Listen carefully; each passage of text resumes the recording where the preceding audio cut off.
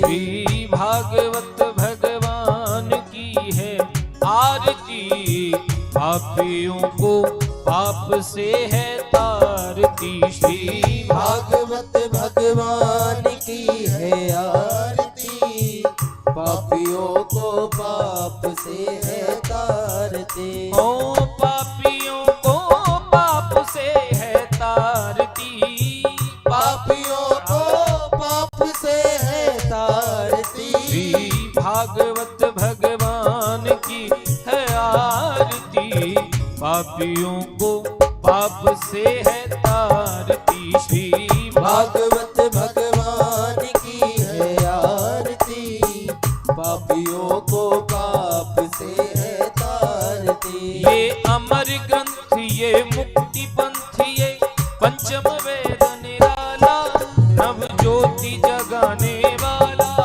ये अमर ग्रंथ ये मुक्ति पंथ ये पंचम वेद निराला, नव ज्योति जगाने वाला।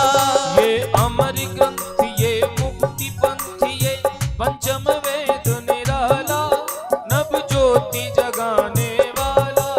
ये अमर ग्रंथ ये मुक्ति पंथ ये पंचम वेद निराला, नव ज्योति जगाने वाला।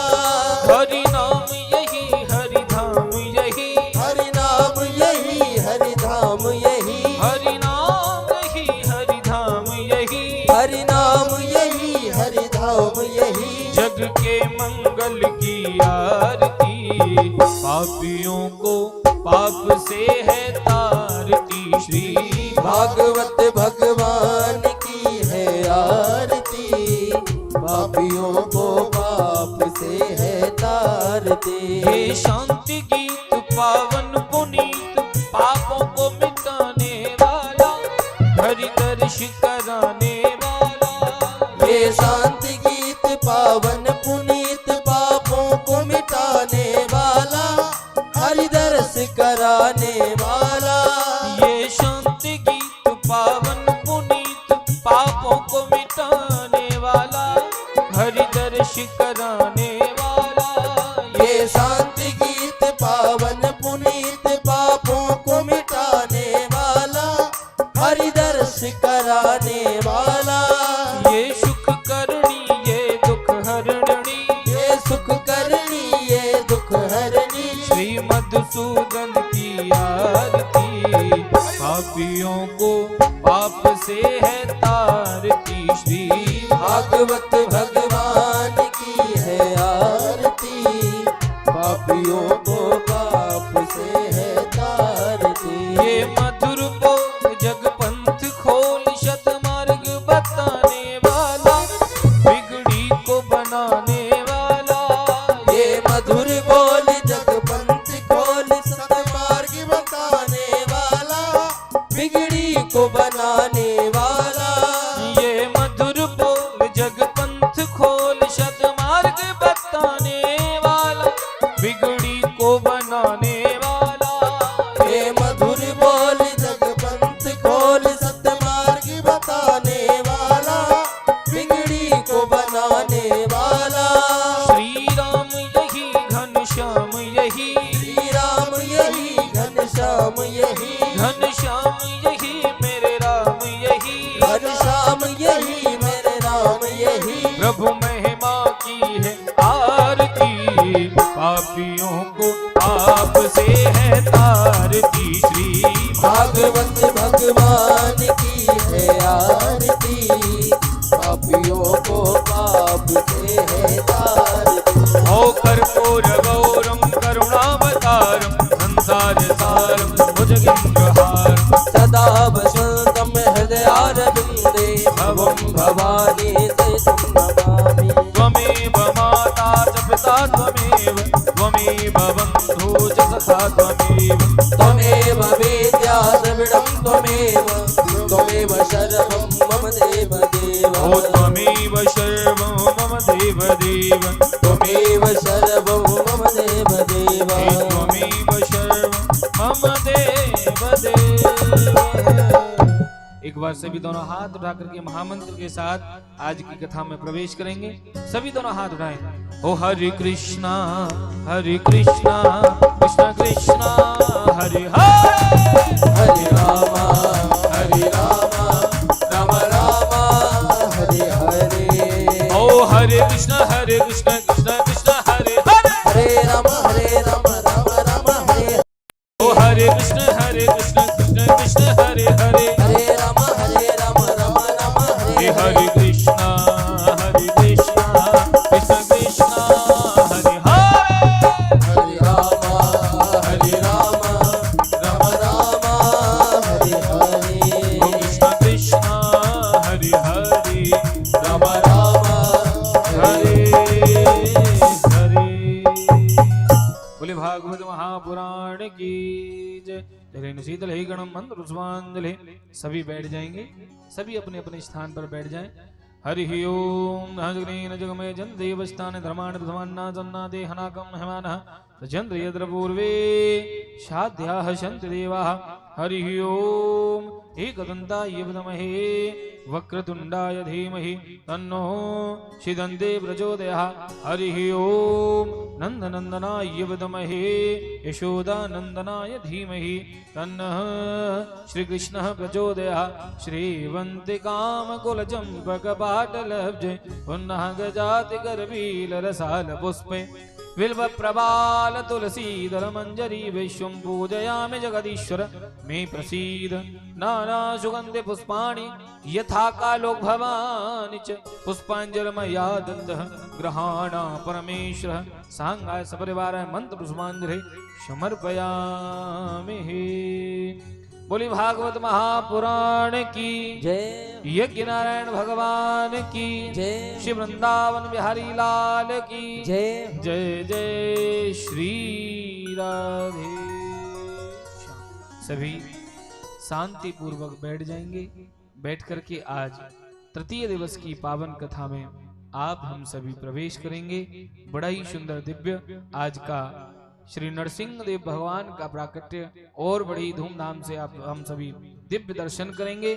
जय जय श्री राधे, जय जय श्री श्याम।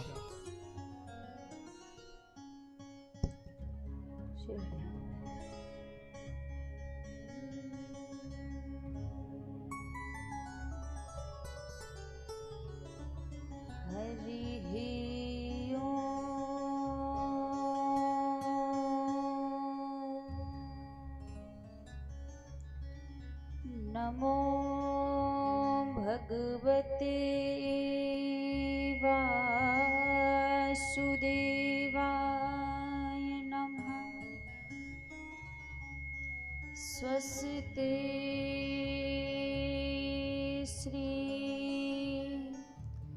गणेशाय नमः।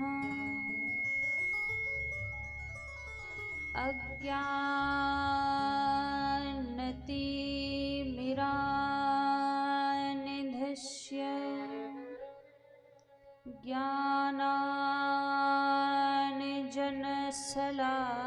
ज्ञानाञ्जनशलाकया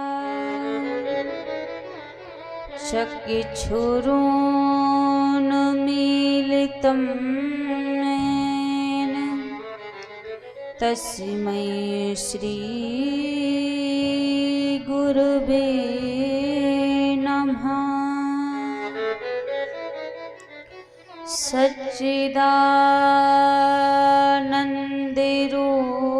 सच्चिदानन्दरूपाय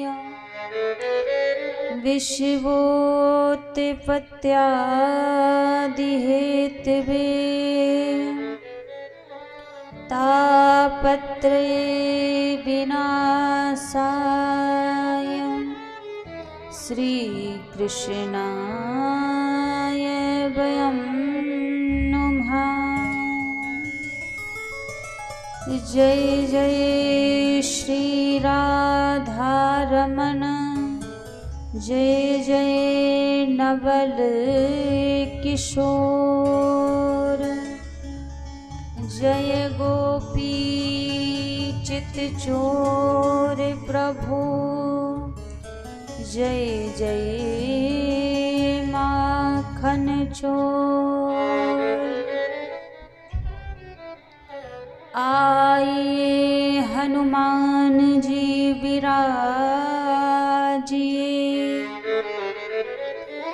कथा कहूँ मति अनुसार, प्रेम सहित आसन लाग्यो विराजिए पवन कुमार।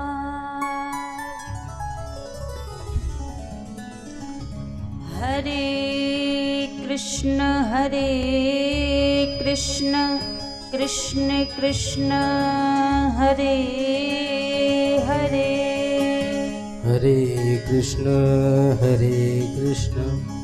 कृष्ण कृष्ण हरे हरे, हरे राम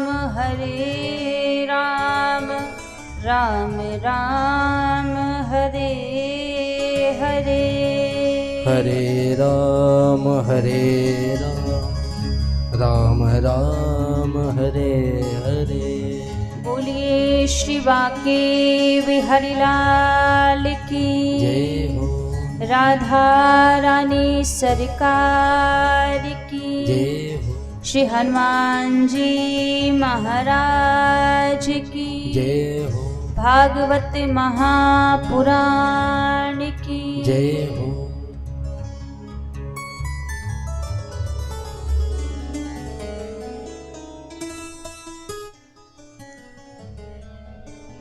आइए सभी भक्तजन आज की पावन मंगलमय कथा में प्रवेश करने से पहले मन और वाणी को पवित्र करते हुए श्री राधा रानी के पावन नामों को गाते हुए श्री राधा रानी के चरणार बिंदों का ध्यान करते हुए सभी आज की पावन दिव्य कथा में बड़े भाव से प्रवेश करेंगे। सभी हमारे साथ में मिलकर भाव पूर्वक श्री राधा रानी को रिझाते हुए आज की कथा में सभी प्रवेश करेंगे। किशोरी मोहे सेवा में लीजो, लाडली सेवा में लीजो, जग जंजाल छुड़ाए बास बरसाने को दीजो। किशोरी मोहे सेवा में लीजो, लाडली सेवा में लीजो, जग जंजाल छुड़ाए बास बरसाने को दीजो। किशोरी मोहे सेवा में लीजो, लाडली सेवा में लीजो, जग जंजाल छुड़ाए बास बरसाने को दीजो। किशोरी मोहे सेवा में लीजो, लाडली सेवा में लीजो, जग जंजाल छुड़ाए बास बरसाने को दीजो। किशोरी मोहे अपनों कर लीजो, लाडली अपनों कर लीजो, जग जंजाल छुड़ाए बास बरसाने को दीजो। किशोरी मोहे अपनों कर लीजो, लाडली अपनों कर लीजो, जग जंजाल छुड़ाए बास बरसाने को दीजो।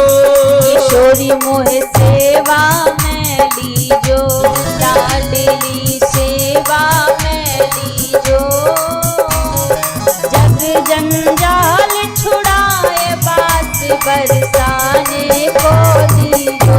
किशोरी मोहे सेवा में लीजो, लाडली सेवा में लीजो, जग जंजाल छुड़ाए बास बरसाने को दीजो। लाडली सरकार की जय हो। लाली सेवा करते हुए सभी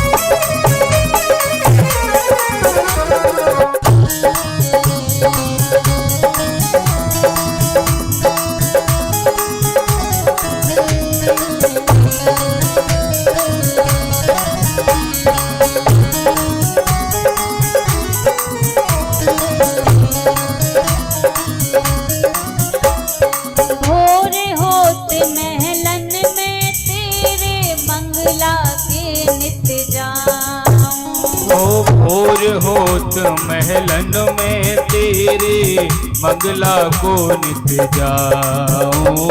भोर होत महलन में तेरे मंगला के नित जाऊं। ओ भोर होत महलन में तेरे मंगला को नित जाऊं। कबहु प्रसादी श्री महलन की कृपा होए तो पाऊं।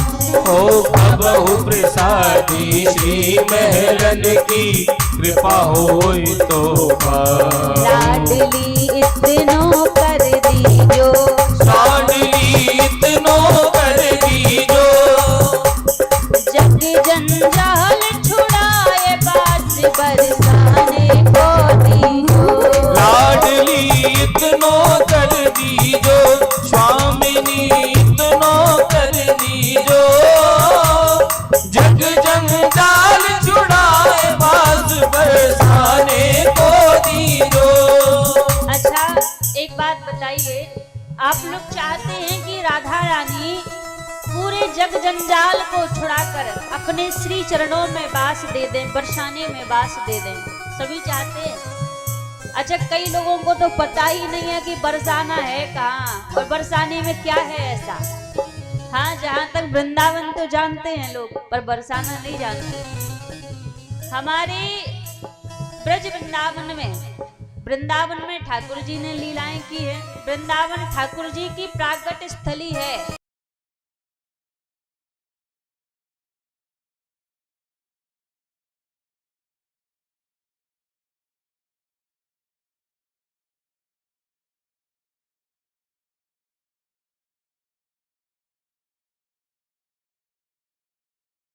में राधा रानी विराजती हैं। स्वयं ब्रह्मा जी ब्रह्म पर्वत के रूप में वहां पर प्रकट हुए हैं और ब्रह्म पर्वत के ऊपर राधा रानी का मंदिर है, राधा रानी का महल है। जो कहते हैं कि स्वयं ब्रह्मा जी ने अपने मस्तक पर राधा रानी को बिठा रखा है।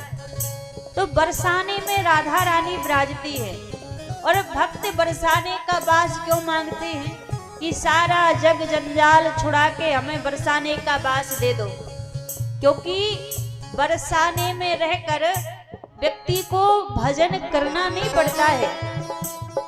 वैसे तो वृंदावन और ब्रज की महिमा ही सबसे अलग है, लेकिन बरसाने की महिमा ज्यादा अत्यधिक है। जैसे कहते हैं ना, आप किसी के घर में व्यक्ति आपको प्रवेश दे सकता है। भाव से समझिए, आपका कोई कितना भी निजी व्यक्ति क्यों ना हो, वो आपको अपने घर में बुला लेगा, लेकिन जो उसका भाई पर्सनल बेडरूम है उधर वो आपको एंट्री नहीं देगा। कोई कितना भी सगा क्यों ना हो, आपकी अलग व्यवस्था कर देगा रहने की, घर में खूब वीआईपी व्यवस्था कर देगा, पर जिस कक्ष में वो खुद रहता है उसमें वो आपको एंट्री नहीं देगा, बाहर नहीं आने देगा, क्योंकि उसका वो पर्सनल स्थान है। उसी प्रकार पूरे ब्रज मंडल में तो राधा रानी प्रवेश सबको दे देती हैं, सबको आमंत्रण दे देती हैं, पर बरसाने में सबको आमंत्रण नहीं देती, क्योंकि बरसाना श्री जी का निज महल है, जहाँ श्याम सुंदर और राधा रानी नित्य प्रति विराजते हैं। तो वहां तो लाखों भक्तों में से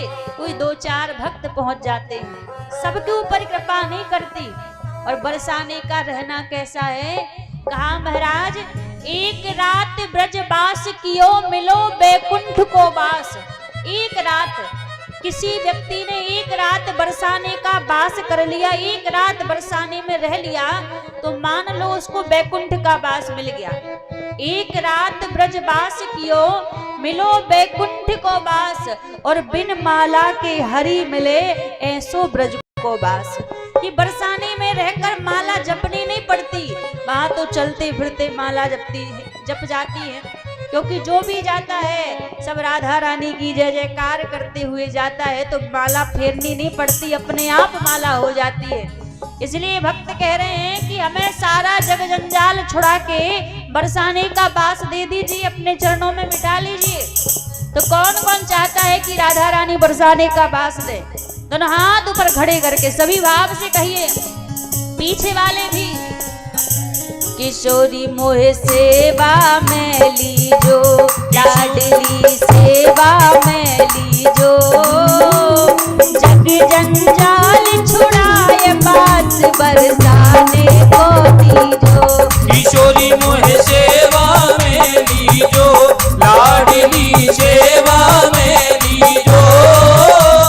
जग जंजाल छुड़ाए बास बरसाने को दीजो। किशोरी मोहे अपनों कर लीजो, लाडली अपनों कर लीजो। जग जंजाल छुड़ाए बास बरसाने को दीजो। लाडली अपनों कर लीजो, किशोरी मोहे अपनों कर लीजो। जग जंजाल छुड़ाए बास बरसाने को दियो। जय हो राधा रानी सरकार की। जय हो।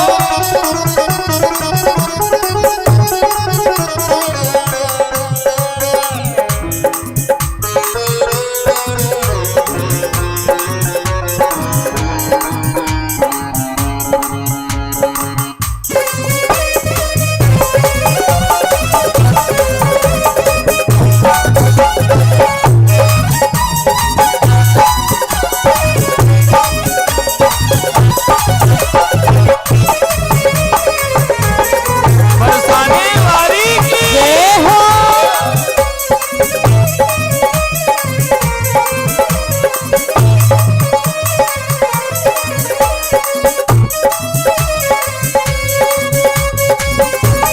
जय हो।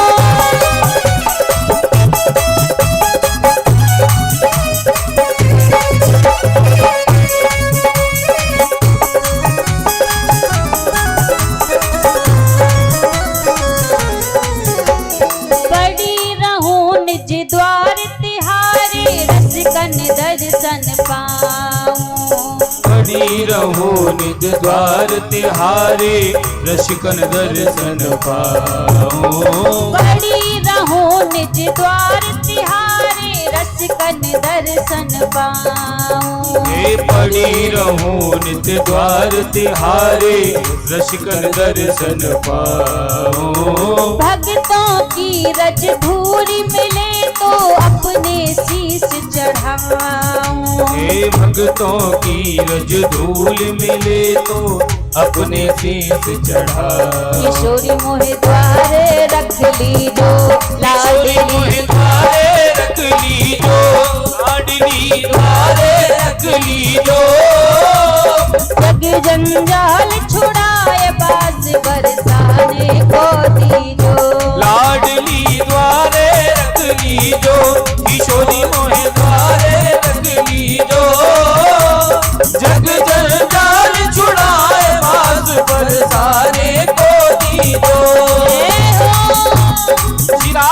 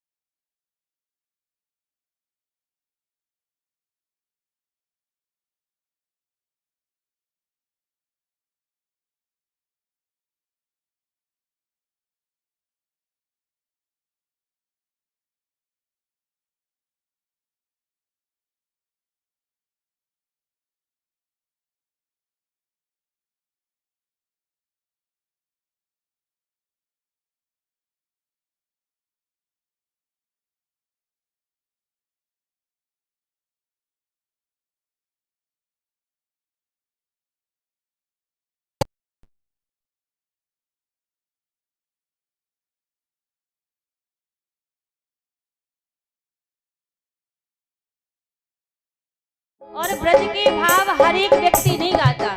आजकल जो नए नए भजन चलते हैं उनको तो हर एक व्यक्ति गा लेता है, लेकिन जो हमारे ब्रज के ठेठ भाव है, जैसे आपके यहाँ का कहते ना, जैसे प्रसिद्ध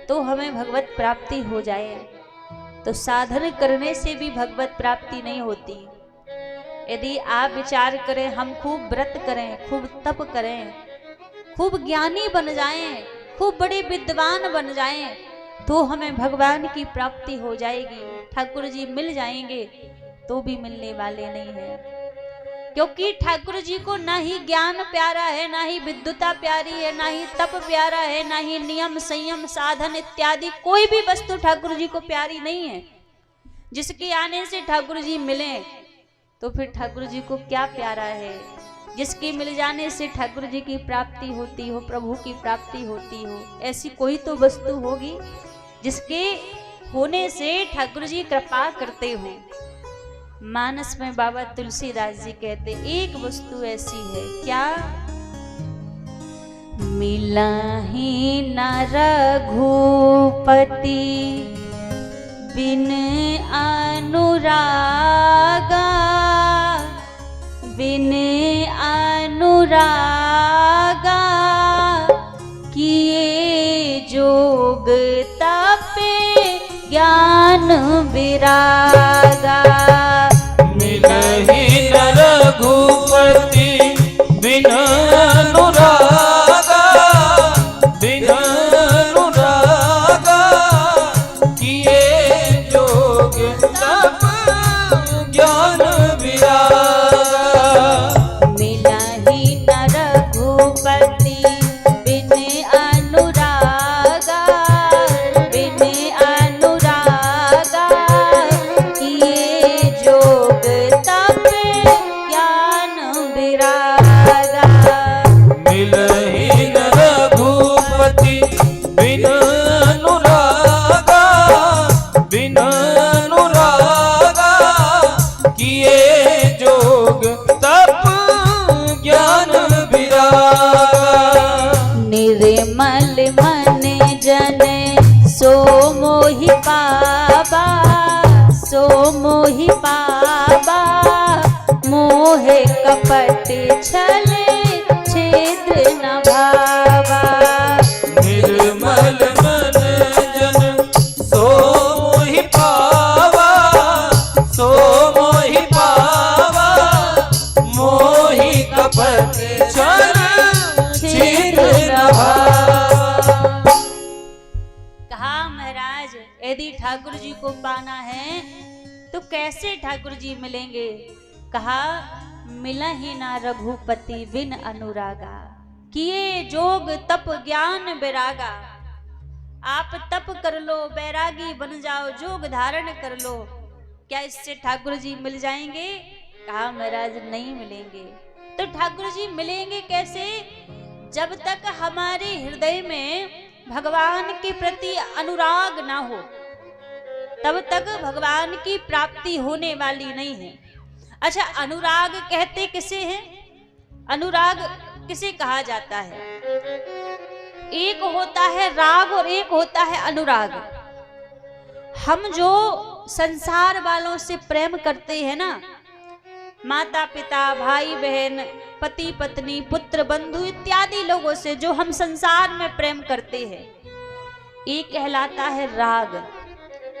और ये जो राग है, राग का जो दूसरा बंधन है, जो राग का दूसरा कोना है, वो जाकर नरक के द्वार से बंधा हुआ है।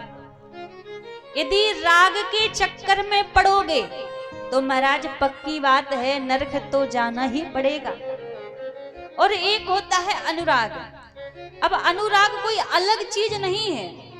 जो प्रेम हम संसार वालों से करते हैं उसमें काम क्रोध लोभ मद मत्सर इत्यादि सब उत्पन्न हो जाते हैं, तो वो राग बन जाता है। लेकिन जब वही प्रेम भगवान के श्री चरणों में हो जाए, ठाकुर जी के श्री चरणों में हो जाए, तो वही अनुराग बन जाता है। क्योंकि अनुराग में काम क्रोध लोभ मोह मद मत्सर इत्यादि चीजें नहीं होती, वो पवित्र होता है। तो वही प्रेम अनुराग बन जाता है। और जो अनुराग रूपी रस्सी का जो दूसरा कोना है, वो जाकर ठाकुर जी के चरणों से बंधा हुआ है। तो हृदय में यदि भगवान के प्रति अनुराग आ जाए, प्रेम आ जाए, तो संसार में आपको भगवान को नहीं खोजना पड़ेगा। ठाकुर जी स्वयं खोजते हुए आपको आपके पास चलकर आएंगे। अनुराग में इतनी शक्ति है, बस एक बार निर्मल मन से वो प्रेम इस हृदय में ठाकुर जी के प्रति उत्पन्न हो जाए, एक बार वो अनुराग आ जाए, प्रेम आ जाए, जिससे ठाकुर जी खुद खिंचकर चले आते हैं। तो भगवान को पाना है तो हृदय में अनुराग तो लाना पड़ेगा। अब लोग कहते हैं महाराज ये तो कलिकाल है, कलिकाल में थोड़ी भगवान मिलते हैं, यहाँ थोड़ी ना भजन होता है। कलयुग जैसा कोई दूसरा युग नहीं है।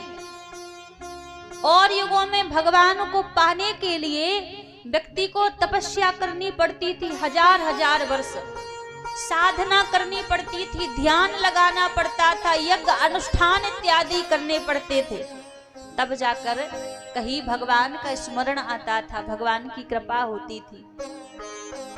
लेकिन एक कलयुग ऐसा है कि ना ही तप करना है, ना ही ध्यान लगाना है, ना ही नियम संयम इत्यादि साधन करने हैं। बस कलयुग का प्रभाव है कि महाराज मुख से भगवान का नाम गाते चलो, हरेर नाम हरेर नाम ही केवलम, कलौ नास्तेव नास्तेव नास्तेव गति अन्यथा। कलयुग में केवल मात्र भगवान का नाम गाने से ही व्यक्ति का भव सागर से पार हो जाता है। केवल नाम का इतना प्रभाव है, तो भगवान के नाम से प्रेम हो जाए तो उससे ही भगवान की कृपा हो जाएगी। और ये होगा कब? जब हम भगवान को जानेंगे, भगवान के स्वभाव को जानेंगे, उनकी लीलाओं को जानेंगे, तभी तो भगवान से अनुराग होगा, तभी तो भगवान से प्रेम होगा। बिना जाने भगवान से अनुराग होने वाला नहीं है। अभी तक हम जो भागवत इत्यादि श्रवण करते हैं तो सब लोगों को यही लगता है कि ये तो कहानी है, ये पूर्व में हो चुका है, तो बस लोग कहानी सुना रहे हैं। लेकिन वास्तव में एक कहानी नहीं है। भागवत है क्या? सबसे पहले ये जानिए, भागवत कोई सुनने का विषय नहीं है कि आप सोचो बैठे हैं केवल सुनना है, सुनने से कल्याण हो जाएगा ना। सभी ध्यान दीजिएगा, भागवत कोई केवल सुनने का विषय नहीं है कि सुन लिया तो काम हो गया। भागवत जीने का विषय है। एक एक प्रसंग, एक एक चरित्र हमें जीना सिखाते हैं कि किस प्रकार ठाकुर जी की भक्ति में जिया जाए। केवल सुनने की चीज नहीं है कि सुन लिया तो हो गया, क्योंकि प्रेम बढ़ता कब है ठाकुर जी से? जब उस मार्ग पर चलने का प्रयास किया जाए, तभी तो प्रेम बढ़ता है। हमारे बरसाने में एक संत रहा करते थे, ध्यान से सुनिएगा सभी, ये कोई पुरानी बात नहीं है, ज्यादा से ज्यादा 150 वर्ष पुरानी बात होगी, इससे ज्यादा पुरानी बात नहीं है। बरसाने में एक संत रहा करते थे जिनका नाम था ब्रजदास जी। ब्रजदास जी की एक बेटी थी, बेटी का नाम रतिया था। इनकी पत्नी थी नहीं घर में, घर से बड़े गरीब भी थे। ये राधा रानी से बड़ा प्रेम करते, ठाकुर जी से बड़ा प्रेम करते। इनकी एक विशेषता थी, क्या?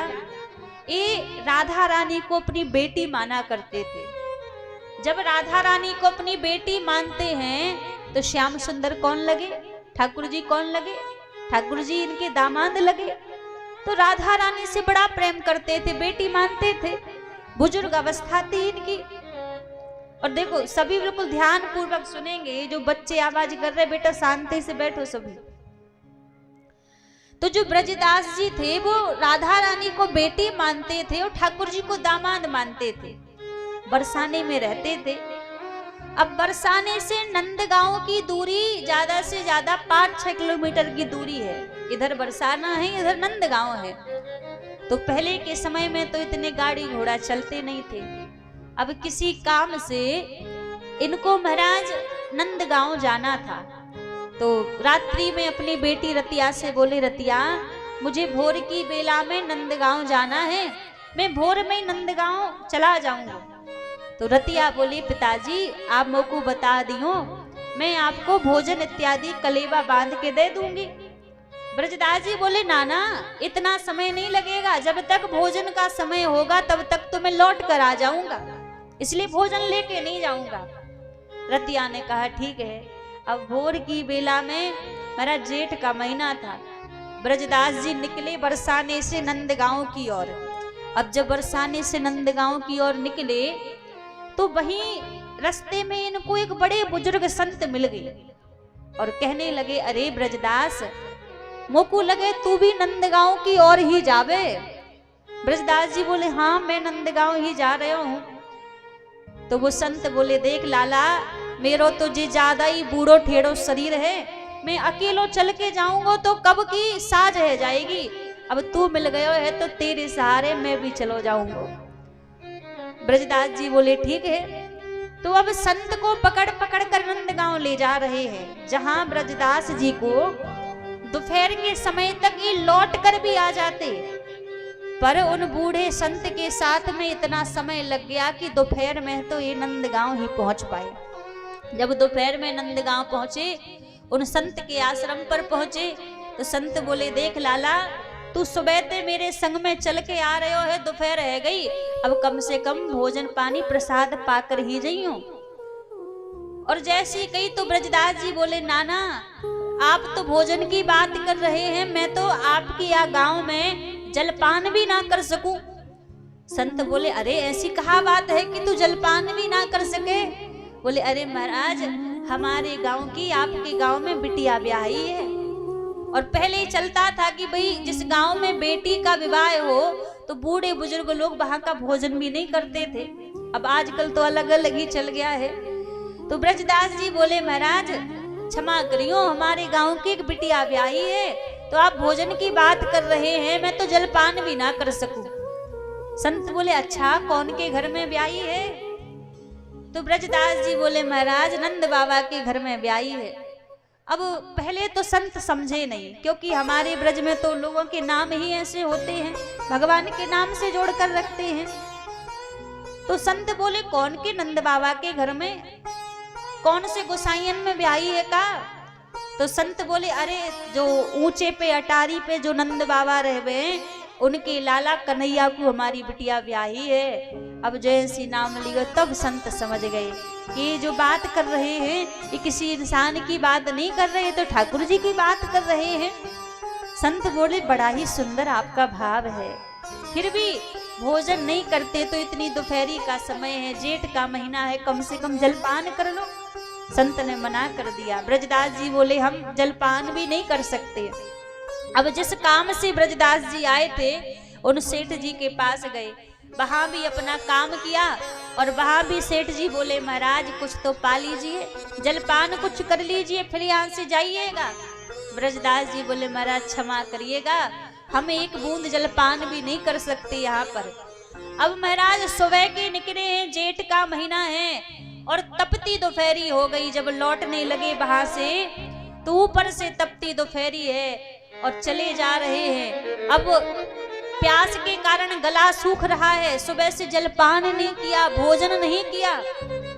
अब तो धीरे धीरे ब्रजदास जी की अवस्था ऐसी हो गई कि इनको लगा कि अब मैं एक एक कदम भी नहीं चल पाऊंगा। अब जैसी लगा कि एक कदम भी नहीं चल पाऊंगा तो इनको लगा कि शायद हो सकता है अब इस भूख प्यास के कारण इस गर्मी में मेरे प्राण निकल जाएंगे, क्योंकि बूढ़ा शरीर इनका भी था। तो राधा रानी को याद करने लम होगा, क्योंकि अब मैं जीवित नहीं रह पाऊंगा तो आपकी सेवा नहीं कर पाऊंगा, और आप मेरा आखिरी प्रणाम स्वीकार कीजिए। इतना कहकर ब्रजदास जी मूर्छित होकर गिर पड़े। अब जैसी मूर्छित होकर गिरे तो उस समय दोपहर का समय था, जिस समय राधा रानी को भोग लगता है, राजभोग राधा रानी के सामने जाता है। इधर से ठाकुर जी पहुंच गए बरसाने में। अब बरसाने में उसी समय राधा रानी का राजभोग आया ही था। तो बरसाने में राधा रानी से जाकर बोले अरे लाडली जू, आप तो यहाँ इतने प्रेम से भोजन पा रही हैं, आपको क्या सुध बुध नहीं है? लाडली जी बोली श्याम सुंदर कैसी सुध बुध? तो श्याम सुंदर कहने लगे लाडली जू यहाँ 56 प्रकार के भोग में मस्त हो रही आप, और वहां नंद गांव की गैल में पड़ो तुम्हारो बाप। ऐसे कहने लगे श्याम सुंदर की लाडली जू आप तो खूब आनंद से 56 प्रकार का भोग पा रही हैं, और वहां नंद गांव की गली में तुम्हारे पिताजी मूर्छित होकर पड़े हैं। राधा रानी बोली मेरे पिताजी, आप किसकी बात कर रहे हैं? ठाकुर जी बोले लाडली जू मैं किसी और की नहीं ब्रजदास जी की बात कर रहा हूँ। किसी काम से नंदगांव गए थे, लेकिन आपके संबंध में भक्ति में इतनी निष्ठा कि आपके संबंध के कारण एक बूंद जलपान भी नहीं किया और मूर्छित होकर पड़े हुए हैं। अब जैसी राधा रानी ने सुना महाराज, राधा रानी को लगा कि यदि ऐसे जाऊंगी मैं अपने स्वरूप में जाऊंगी तो ब्रजदास जी को बड़ा कष्ट होगा कि मेरे कारण मेरी लाडली जू को इतना परेशान होना पड़ा, क्योंकि जो भक्त होते हैं वो कभी नहीं चाहते कि हमारे कारण ठाकुर जी या श्री जी परेशान हो। तो राधा रानी ने क्या किया, ब्रजदास जी की बेटी रतिया का रूप धारण कर लिया, और रतिया का रूप धारण करके जो 56 प्रकार का भोग आया था महलों में, उसी भोग को लेकर उसी थार को लेकर राधा रानी पहुंच गई ब्रजदास जी के पास में। मूर्छित पड़े हैं ब्रजदास जी, और जैसे ही देखा मस्तक पर हाथ घुमाया, और जब मस्तक पर हाथ घुमाया मानो दिव्य तेज ब्रजदास जी के शरीर में आ गया। तुरंत नेत्र खुले और सामने देखा तो रतिया है।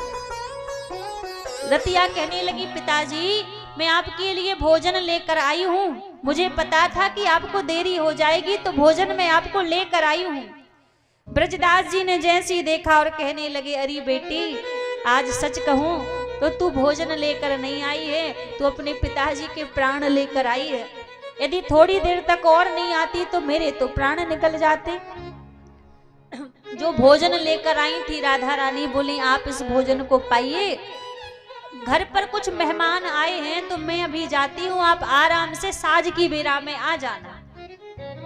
अब जैसी कहा तो ब्रजदास जी बोले ठीक है। वो भोजन लेकर आई थी वो दे दिया और लौट कर चली गई राधा रानी। अब मेहमान कौन आए हैं? मेहमान श्याम सुंदर आए हैं ना नंदगांव से। अब जैसी पहुंचे शाम के समय ब्रजदास जी अपने घर पहुंचे और घर जाकर अपनी बेटी रतिया से बोले रतिया देख भगवान सबको तेरी जैसी बेटी देवे, आज तेरे कारण तेरे पिता के प्राण लौट कर आए हैं। रतिया कहने लगी पिताजी कैसी बात कर रहे, मेरे कारण मैंने ऐसा क्या कर दिया? ब्रजदास जी बोले अरे यदि आज तू मेरे लिए भोजन लेकर नहीं आती तो मेरे प्राण ही निकल जाते, तो तू नहीं तो मेरे प्राण लौट आए हैं। रतिया कहने लगी पिताजी आप कैसी बात कर रहे हैं, मुझे लगता है कि सुबह से साँझ हो गई कुछ पाया नहीं है तो भूख के कारण कुछ भी बोल रहे हैं। ब्रजदास जी बोले नहीं तू सच बता, तू ही तो भोजन लेकर आई थी मुझे। रतिया कहने लगी पिताजी मैं तो घर से कहीं भी नहीं गई। वो बर्तन दिखाने लगे देख इन्हीं पात्रों में तो तू भोजन लेकर आई थी। रतिया कहने लगी पिताजी ये कहाँ राजा महाराजाओं के घर के पात्र हैं, हमारे घर में कहाँ से ऐसे पात्र आ जाएंगे, मैं सच कह रही हूँ मैं नहीं गई। ब्रजदास जी बोले तू एक बार मेरी सौगंध खा जा कि तू नहीं आई थी। अब जैसी सौगंध खाने की बात कही कह तो दिया, पर इधर हाथ पैर कांप रहे हैं ब्रजदास जी के। क्यों? यदि एक बेटी नहीं आई थी तो पक्की बात है मेरी दूसरी बेटी आई होगी फिर, और ये चाहते हैं कि दूसरी बेटी ना हो। अब जैसी कहा मेरी सौगंध खा जा, और जैसी रतिया ने सौगंध खाई कि पिताजी आपकी सौगंध में तो नहीं आई थी। समझ गए ब्रजदास जी की कोई और नहीं वो तो राधा रानी ही आई थी। फिर भी मन को समझाने के लिए जो पात्र थे उन पात्रों को लेकर महलों में पहुंचे और गोसाइयों को दिखाया महाराज या ये क्या महलों के पात्र हैं, ये क्या राजभोग के पात्र हैं। और उन बर्तनों को जब देखा तो गोसाई जी कहने लगे ये तो राधा रानी के मंदिर के पात्र हैं जिनमें भोग लगता है, आपके पास कहाँ से आए? अब गोसाइयों को तो जवाब नहीं दिया कि ये पात्र मेरे पास कहाँ से आए, वहीं छोड़ दिए और वहीं छोड़कर नेत्रों से तरतर अश्रुपात बह रहे हैं। इस बात का दुख है कि आज मेरे कारण मेरी बेटी स्वयं राधा रानी इतनी दोपहर के समय आकर परेशान हुई। मेरे कारण महलों को छोड़कर उनको कहां दोपहर में चलकर भोजन लेकर आना पड़ा। इस बात का कष्ट हो रहा है, इस बात का दुख हो रहा है। और बस महलों में बैठे हैं और राधा रानी को देख रहे हैं। देखते देखते आंखों से अश्रुपात बह रहे हैं कि जितनी सेवा नहीं मैं कर पाया लाडली जू की, उतना मैंने उनको कष्ट दे दिया। क्योंकि जो भक्ति होती है ना महाराज, जो भगवान से प्रेम होता है उसमें अपना सुख नहीं देखा जाता। अब यदि भक्ति में आप अपने सुख की अभिलाषा कर रहे हैं कि मुझे सुख मिले, मुझे प्रसन्नता मिले, तो मानिए कि वो भक्ति नहीं है। राजी है हम उसी में जिसमें तेरी रजा है। भक्ति तो वो है कि जिसमें हमारे ठाकुर जी राजी हों, जिसमें ठाकुर जी को प्रसन्नता मिले, उसी में भक्त को प्रसन्नता मिलती है। क्योंकि भक्ति में अपना सुख नहीं देखा जाता, प्रेम वही है। क्योंकि जानते हैं प्रेम का दूसरा नाम त्याग है। जहाँ त्याग की भावना आ जाए, अपने सुख का त्याग जहाँ हो जाए, वास्तव में वही भक्ति है। तो आज ब्रजदास जी रुदन कर रहे हैं कि लाडली जू आज मेरे कारण वहां तक परेशान होकर तपती दोपहरी में चलकर आई हूं। श्री राधे। एक बार सभी प्रेम की श्री राधे राधे, जय राधे राधे। आप सब में से कौन कौन हुआ है राधा रानी को? दोनों हाथ उठा करके कहिए, जो वाकई में उनका होना चाहते हैं और जो हो चुके हैं। दोनों हाथ उठाकर उनसे कहिए।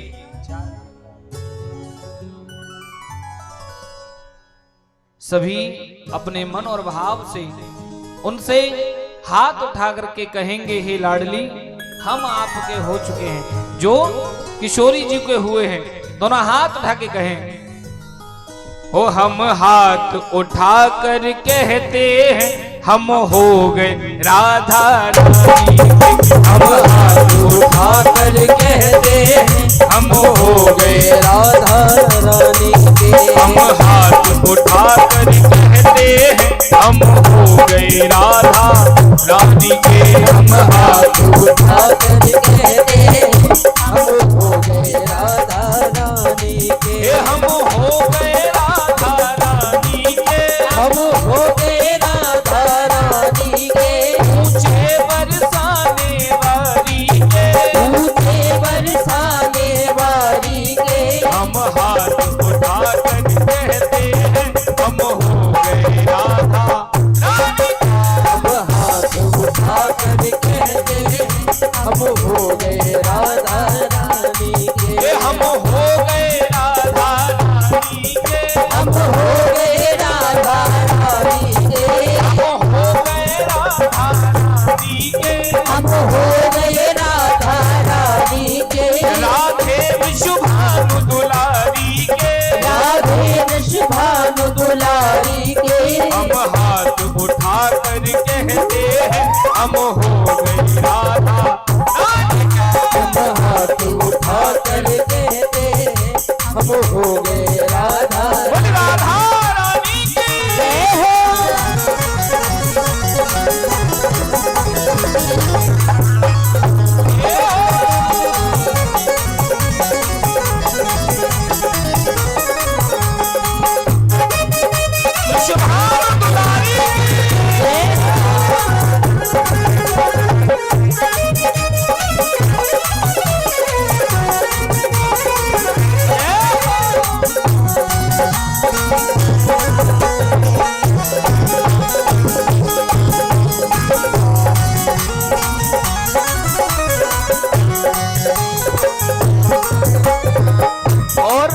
ये 500 रुपए हमारे प्रतीक शर्मा उर्फ मुखिया जी की तरफ से ठाकुर जी के चरणों में भेंट हुई। एक बार जोरदार ताली बजाएं हमारे मुखिया जी के लिए, जोरदार ताली बजाएं, जोरदार। और दोनों हाथ रख के कहिए, जो ठाकुर जी के हो चुके हैं, राधा रानी के हो चुके हैं, हम हो गए राधा रानी के। हम हो गए राधा रानी के। हम हो गए श्यामा प्यारी के। हम हो गए श्यामा प्यारी के। हम हाथ उठा कर कहते हैं हम हो गए राधा रानी के। हम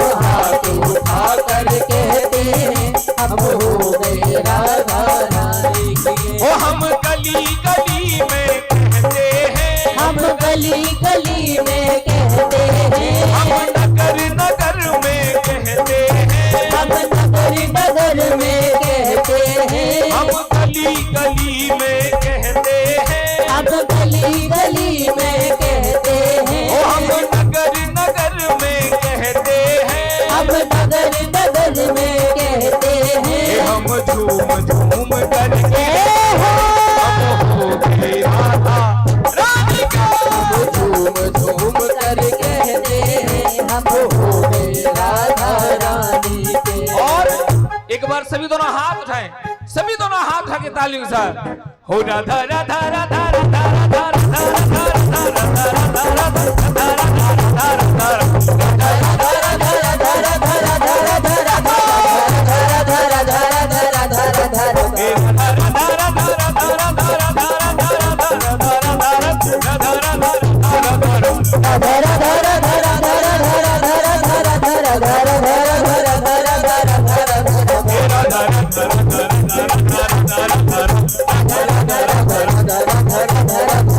हम हाथ उठा कर कहते हैं, हम हो गए राधा रानी।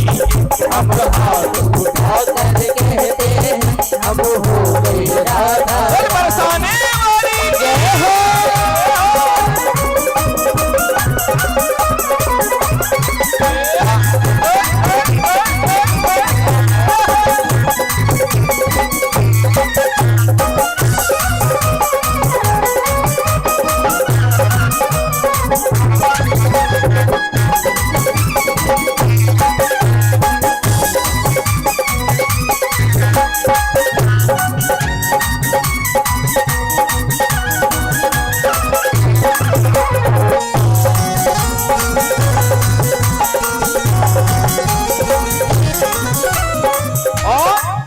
हम कल भी राधा रानी के, हम कल भी राधा रानी के। एक बार आप सभी की आवाज आनी चाहिए। जो एक वर्ष पूर्व आप सभी ने राधा नाम का आनंद लिया, अपने हृदय में उसको धारण किया, वो दिखना चाहिए।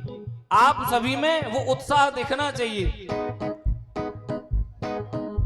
ये 200 रुपए हमारे चंदन भैया ठाकुर जी के चरणों में अर्पण कर रहे हैं। एक बार जोरदार ताली बजाएं। चंदन जी 200 रुपए, एक बार जोरदार तालियां। जिस प्रकार एक वर्ष पूर्व आपने सभी ने यज्ञ में वो बड़े धूमधाम से मनाया, ये राधा नाम का उत्सव दोबारा दिखना चाहिए। दोनों हाथ उठा करके आप सभी कहेंगे, हम कल भी राधा रानी के, हम कल भी क्या बात है, हम कल भी राधा रानी के, हम आज भी राधा रानी के, ओ हम आज भी राधा रानी के, हम हाथ रखें। हम जन्म जन्म से कहते हैं, हम हो गए राधा रानी के। जन्म जन्म से कहते हैं, हम हो गए राधा रानी के। हम जन्म जन्म से कहते हैं, हम हो गए राधा रानी के। जन्म से कहते हैं, हम हो गए राधा रानी के। ओ हम हो गए राधा रानी के, हम हो गए राधा रानी के। हम हो गए श्यामा रानी के, हम हो गए श्यामा रानी के। हम हाथ उठा कर कहते हैं, हम हो गए राधा रानी के।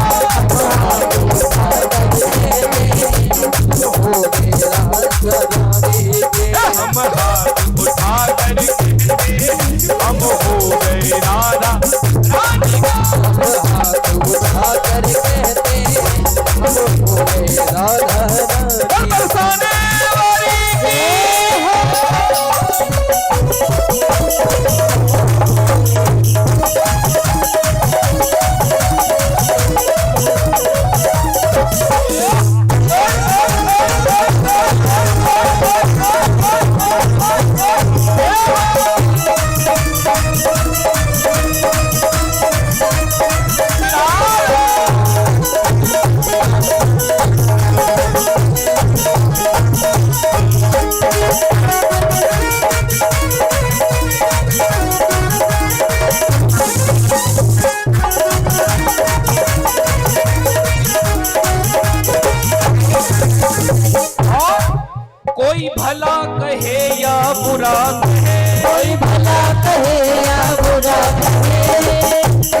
देखिए आप चाहे कुछ भी कर लीजिए, कहते नहीं ये चार लोग कहेंगे तो वो कहेंगे ही कहेंगे, वो नहीं रुकने वाले।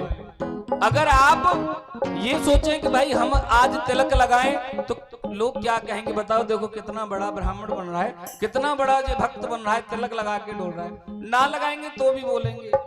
तो उनका काम है बोलना और आपका काम है करना। जैसे मीराबाई ने वो महल छोड़ दी, अटारियां छोड़ दी, लेकिन अपने गिरधर गोपाल को नहीं छोड़ा। कहा मेरो तो गिरधर गोपाल दूसरों न कोई। अगर हमें हृदय से उस परम पिता परमात्मा को मान लिया, अगर उस गिरधर गोपाल को एक बार अपना मान लिया, तो ये मान लीजिए जीवन में कोई भी कमी नहीं, कोई दुख कभी नहीं सता सकता। ये केवल हृदय को उनके चरणों में समर्पित करना पड़ेगा। जब तक आप अपने आप को समर्पित नहीं करेंगे तब तक कुछ नहीं होने वाला। क्योंकि केवल और केवल ठाकुर जी भाव के भूखे हैं। भाव बिना रिझत नहीं नटवर नंद किशोर। तो अपना भाव उनके चरणों में लगाइए और कहिए मेरे साथ। सभी कहेंगे, दोनों हाथ धागे बोलिए।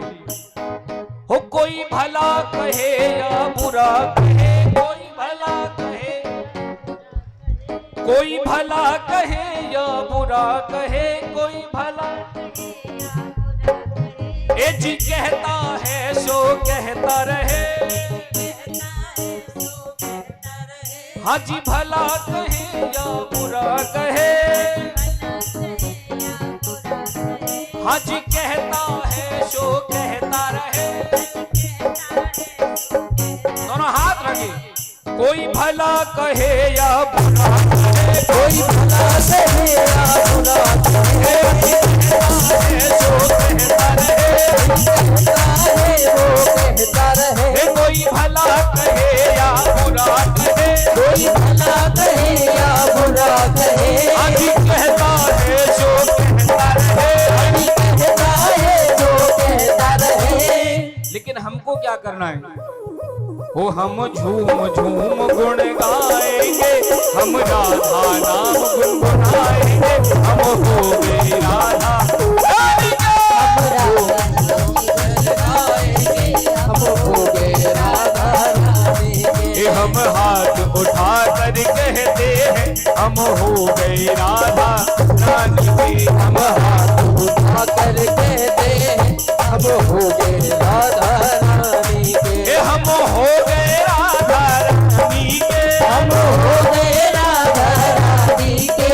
ऊंचे बरसाने वाली के, ऊंचे बरसाने वाली के, हम हाथ उठा कर कहते हैं हम हो गए राधा रानी के, हम हाथ उठा कर कहते हैं हम हो गए राधा रानी के। एक बार पुनः दोनों हाथ उठा कर कही जो राधा रानी के हुए, और मेरे साथ में बोलिएगा, दोनों हाथ लगे। हो राधा राधा राधा राधा राधा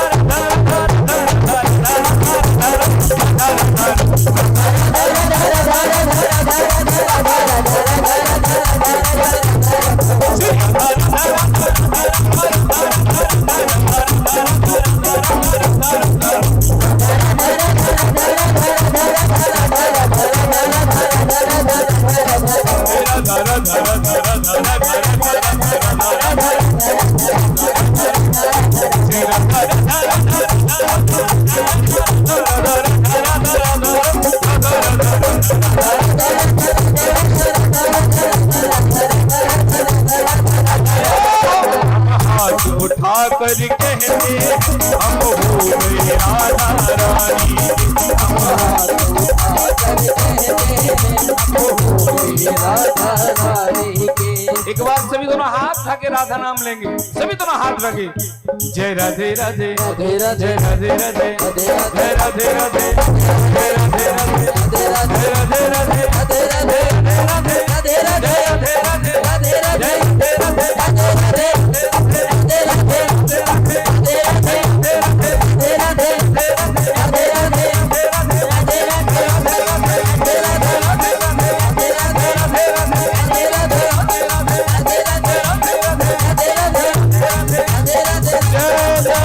श्री राम।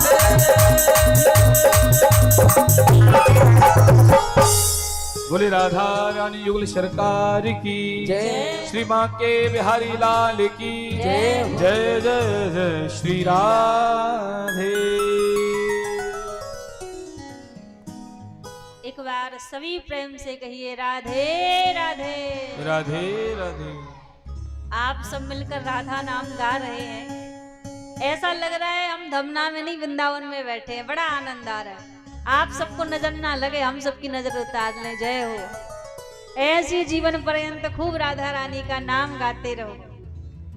ये वो नाम है, इस नाम की इतनी शक्ति है कि स्वयं पर ब्रह्म को भी इस नाम के सामने झुकना पड़ता है। ठाकुर जी को भी राधा रानी के नाम के सामने झुकना पड़ता है। और हमें अब बताने की जरूरी नहीं है कि आपको बताएं। आज के समय में सब राधा नाम की महिमा को इतना जानते हैं। हमारे परम पूज्य श्री प्रेमानंद जी महाराज के द्वारा, पूज्य महाराज जी के द्वारा तो पूरे भारतवर्ष, क्या देश विदेश के कोने कोने में राधा नाम की महिमा गूंज रही है, फैली हुई है। ऐसी दिव्य राधा नाम की महिमा है। सब लोग कहते हैं जो कन्हैया को बुलाते हैं ना, खूब कन्हैया कन्हैया कहते रहो, कृष्ण कृष्ण कहते रहो, पर ठाकुर जी नहीं सुनते। और जब वाणी पर, जब मुख पर राधा रानी का नाम आ जाए तो श्याम सुंदर दौड़े चले आते हैं। राधा नाम में इतनी शक्ति है। राके कहें मिटे सब बाधा, आधो नाम तार है श्री राधा। राधा नाम पूरा नहीं कहना पड़ता, आधा नाम उच्चारण करने से ही ठाकुर जी भवसागर से तार देते हैं। ऐसा श्री राधा रानी का नाम है।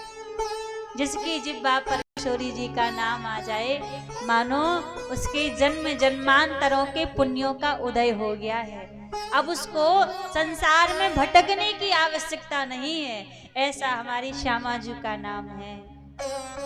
हमारे पूज्य प्रेमानंद जी महाराज कहते हैं, आप पर कोई साधन ना बने, चिंता मत करो। आप कोई तप नहीं कर पा रहे हैं, घबराओ मत। आप पर कोई नियम संयम नहीं बन पा रहा है, बिल्कुल मत घबराओ। आप पर कुछ भी नहीं हो पा रहा है, ना होने दो। बस आप प्रयास करो कि जिह्वा से श्री राधा रानी का नाम निकलता रहे। राधा राधा राधा नाम का उच्चारण होता रहे। ऐसी राधा नाम की दिव्य महिमा है। महिमा को कहा जाए तो हमारे पूज्य महाराज जी अब तो 20 वर्ष भी पार कर चुके हैं। महाराज जी को 20 वर्ष पार कर चुके हैं। दोनों किडनी नहीं है उनकी, लेकिन फिर भी राधा नाम के सहारे जीवित हैं। 20 वर्ष से ज्यादा हो चुका है। कहते हैं एक किडनी ना हो तो एक किडनी पर भी व्यक्ति का जीवित रहना मुश्किल पड़ जाता है। एक किडनी खराब हो जाए तो एक के बल पर भी जीवित रहना मुश्किल पड़ जाता है। लेकिन आज बड़े बड़े विज्ञान भी फैल है कि कैसे दोनों किडनी नहीं है और फिर भी जीवित है। और केवल जीवित नहीं, ऐसा नहीं कि कोई जीवित है तो बेड पर पड़ा हुआ है सो जीवित है ना। राधा नाम के सहारे खूब लाखों लोगों में दहाड़ रहे हैं। राधा नाम के बल से, वो राधा नाम की शक्ति है। अब एक बात देखो और हमें स्मरण आई, बड़ी समझने की, बड़ी गहराई की बात है ये। देखते तो सब है, सबने देखा होगा, लेकिन उसको गहराई से नहीं सोचते।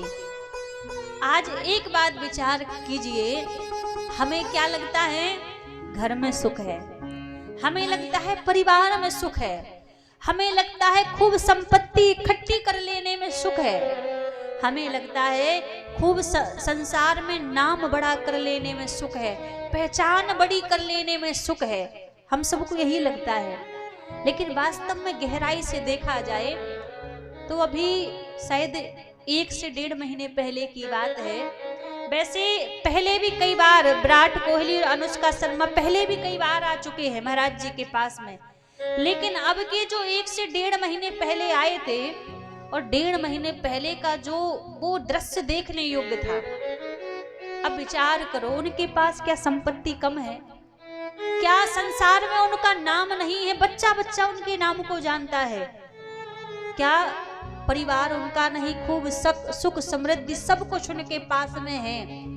लेकिन जब वो महाराज जी के निकट बैठे थे, वो ये भीगी हुई नेत्रों से बैठे हुए थे और दृश्य क्या देखने योग्य था कि गले में कंठी माला थी और हाथ में गोमुखी थी, और अभी उन्होंने पूज्य महाराज जी को अपना गुरु भी बना लिया है। वैसे प्रेमानंद जी महाराज सबको बड़े जल्दी नामदान नहीं देते, सबको बड़ी जल्दी गुरु दीक्षा नहीं देते, लेकिन उनको दीक्षा दी।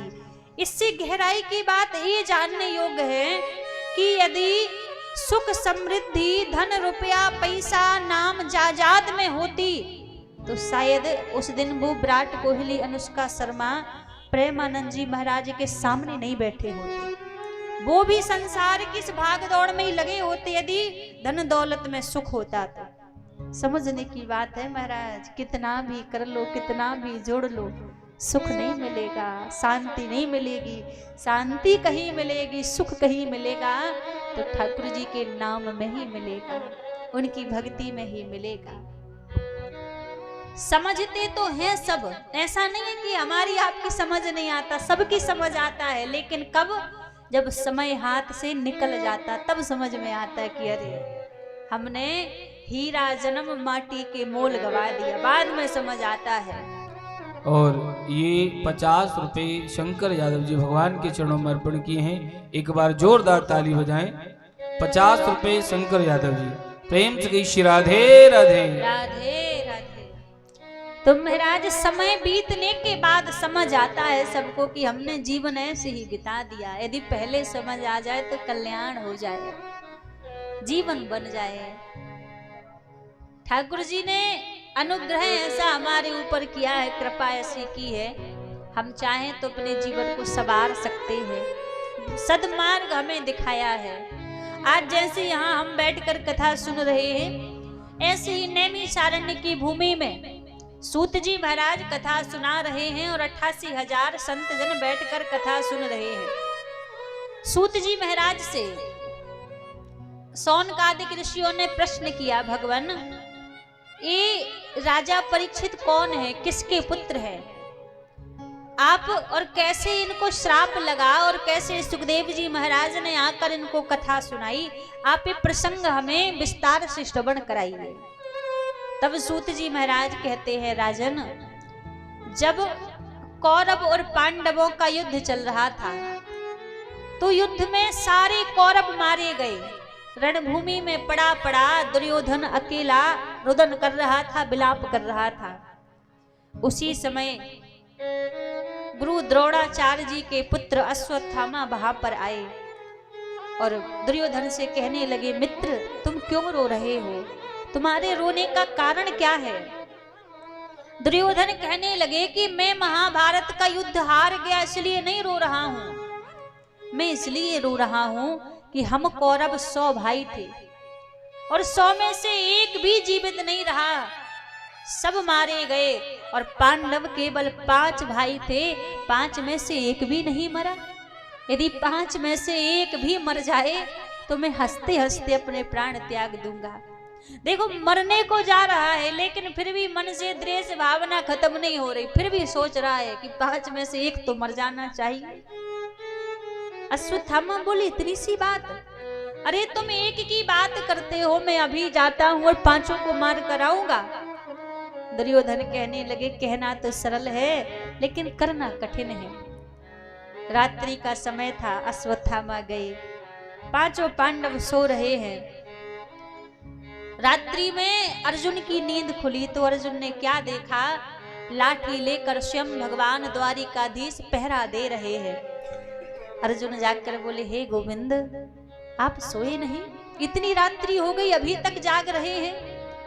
भगवान कहने लगे, अर्जुन एक बात बताओ, अभी अभी तुमने महाभारत का युद्ध जीता है, तुम्हें किसी बात का डर नहीं है, किसी बात का भय नहीं है। अर्जुन बोले, मुझे किस बात का डर। अर्जुन को दिख रहा है कि भगवान मेरी चिंता कर रहे हैं। अर्जुन बोले, मुझे कोई डर नहीं है, कोई चिंता नहीं है, और जिसको मेरी चिंता करनी हो सो करे। भगवान बोले, अर्जुन आज ये जगह मुझे कुछ ठीक नहीं लगती, क्यों ना इस जगह को छोड़कर किसी दूसरी जगह पर जाकर विश्राम कर लो। अर्जुन बोले, जैसी आपकी इच्छा। 5 पांडव वहां से उठे और जाकर दूसरी जगह पर सो गए। अब जो पांडवों के पुत्र थे वो भी पांडवों की तरह ही दिखते थे। उनको लगा कि आज पिताजी यहाँ पर नहीं सो रहे हैं तो क्यों ना पिताजी की जगह पर हम जाकर सो जाएं। तो पांडव पुत्र आकर पांडवों की जगह पर सो गए। अब जैसे सोए चारों तरफ अंधेरा था, अश्वत्थामा आया, इसको लगा कि पांडव सो रहे हैं तो सोते हुए पांचों बच्चों के शीश काट कर ले गया और दुर्योधन के सामने जाकर बोला, देख तुमने कहा था कि एक को मार कर आना, मैं एक नहीं पांचों को मार कर आया हूं। दुर्योधन बोला, विश्वास नहीं होता कि तूने पांचों को मार दिया। अश्वत्थामा ने कहा, मुझे पता था तुम विश्वास नहीं करोगे, इसलिए मैं पांचों के शीश लेकर आया हूं। दुर्योधन बोला, अच्छा तो ला भीम का शीश मेरे हाथ में ला। और जैसे भीम के बच्चे का शीश दुर्योधन ने स्पर्श किया, तुरंत हाथ से छोड़ दिया, कहा यह भीम नहीं हो सकता, भीम के अंग तो वज्र की तरह कठोर है, इतना कोमल भीम नहीं हो सकता। और जैसे प्रकाश में देखा तो वो पांडव नहीं थे, वो तो पांडव पुत्र थे। अब दुर्योधन कह रहा है, तुमने ठीक नहीं किया, मेरे वंश में कोई पानी देने वाला भी नहीं छोड़ा, पांडव पुत्रों को तुमने मार दिया, ये तुमने अच्छा नहीं किया। अच्छा ये बात बोल कौन रहा है कि तुमने अच्छा नहीं किया? जिसने पूरे जीवन भर कोई अच्छा काम नहीं किया वो व्यक्ति आज कह रहा है कि तुमने अच्छा नहीं किया। जो दुर्योधन हमेशा अनीति पर चलता रहा आज कह रहा है कि तुमने अच्छा नहीं किया। हुआ क्या कि आई तो तुझे याद धर्म की, अंत समय पर आई, अगर याद पहले आ जाती होती नहीं लड़ाई। अच्छे बुरे की पहचान अंत समय पर आ रही है, यदि यही पहचान पहले हो जाती तो महाभारत का युद्ध ही क्यों होता। अब यहाँ तो दुर्योधन कह रहा है कि तुमने ठीक नहीं किया, पर धीरे धीरे यहाँ पर भोर की बेला हुई। जब भोर की बेला हुई तो द्रौपदी विचार करने लगी, बड़ी देर हो गई, अभी तक मेरे पुत्र नहीं जागे, क्या बात है, जाकर देखूं तो सही। और जैसे ही आई तो आकर क्या देखा, पूरे कक्ष में रक्त की धार बह रही है, धड़ तो पांचों के पड़े हैं पर सर एक का भी नहीं है। रुदन करने लगी, विलाप करने लगी, हजारों लोगों की भीड़ लग गई। द्रौपदी कहती हैं, मेरे बच्चों ने किसी का क्या बिगाड़ा था जो उनको मार दिया। यदि इतना ही बैर था तो इतने बलशाली मेरे 5 पति हैं, उनके साथ में आकर युद्ध करते, मेरे बच्चों ने क्या बिगाड़ा था। सब खड़े हुए हैं, देख रहे हैं। विचार करो महाराज, किसी माँ का एक बालक ही यदि बीमार हो जाए, थोड़ा सा पीड़ा में आ जाए तो माँ बाप के ऊपर कितना कष्ट होता है, कितनी पीड़ा होती है। पर द्रौपदी के सामने तो उसके 5 बालक मरे पड़े हैं, उसकी वेदना को शब्दों में कोई वर्णन नहीं कर सकता। क्योंकि कहते हैं ना, दुनिया में कोई हमसे कितना भी प्रेम क्यों ना कर ले, पर माता पिता की तरह प्रेम नहीं कर सकता है। माता पिता का जो प्रेम होता है निस्वार्थ प्रेम होता है, जिसमें कोई छल कपट नहीं होता। आज बड़ा दुख होता है देखकर, कई जगह देखने को मिलता है, माता पिता जब बुजुर्ग हो जाते हैं ना तो बच्चे उनको घर से निकाल देते हैं। माता पिता से बड़े होकर कहते हैं कि आपने हमारे लिए क्या किया है। उनको लगता है कि शायद वो इतने बड़े ही पैदा हुए थे, माता पिता ने कुछ किया ही नहीं है। एक माँ का कर्ज व्यक्ति जीवन भर अपने तन के रक्त की एक एक बूंद भी लगा देना तो भी एक माँ का कर्ज नहीं चुका सकता, ऐसा माँ का कर्ज होता है। आज होता है ना, जब माँ एक बच्चे को जन्म देती है ना तो बच्चे को जन्म देने पर वो माँ अपनी सुंदरता का त्याग कर देती है, लेकिन वही बालक क्या करता है, बड़े होकर एक सुंदर पत्नी के आ जाने से उसी माँ बाप का त्याग कर देता है। अच्छा एक बात बताओ, आजकल लोग कहते हैं ना कि अरे समय बदल गया है, समय बहुत आगे पहुंच गया है, लोग इतने पढ़ लिख गए हैं, सब कहते हैं कि आजकल भाई बहुत समय आगे निकल चुका है, आज लोग इतने बढ़ चुके हैं, इतनी बड़ी बड़ी डिग्रियां ले चुके हैं। लेकिन एक बात बताइए, पहले के समय में लोग कम पढ़े लिखे रहते थे, ज्यादा पढ़े नहीं होते थे, कम पढ़े होते थे। लेकिन कम पढ़े लिखे रहने के बावजूद भी बूढ़े माता पिता घर में रहा करते थे। लेकिन आजकल के लोग इतने ज्यादा पढ़ लिख गए हैं कि बूढ़े माता पिता को घर में जगह नहीं बची है। उनसे कहते हैं वृद्धाश्रम में जाकर रहो। तो एक बात बताओ, ऐसे पढ़े लिखे लोग अच्छे हैं या फिर वो पहले के बिना पढ़े लिखे लोग अच्छे थे? आज के समय से देखा जाए तो फिर तो वो पहले के बिना पढ़े लिखे लोग अच्छे थे कि कम से कम ज्ञान ना होने के बाद भी उनके अंदर इतनी सभ्यता तो थी कि बूढ़े माता पिता को अपने घर में रहा करते थे, घर में रखते थे अपने। आजकल के तो इतने बच्चे आगे निकल गए हैं, बात बात पर माता पिता को जवाब देते हैं, उनकी बात नहीं सुनते। उनको लगता है कि हमें माता पिता ने हमारे जीवन में कुछ नहीं किया है।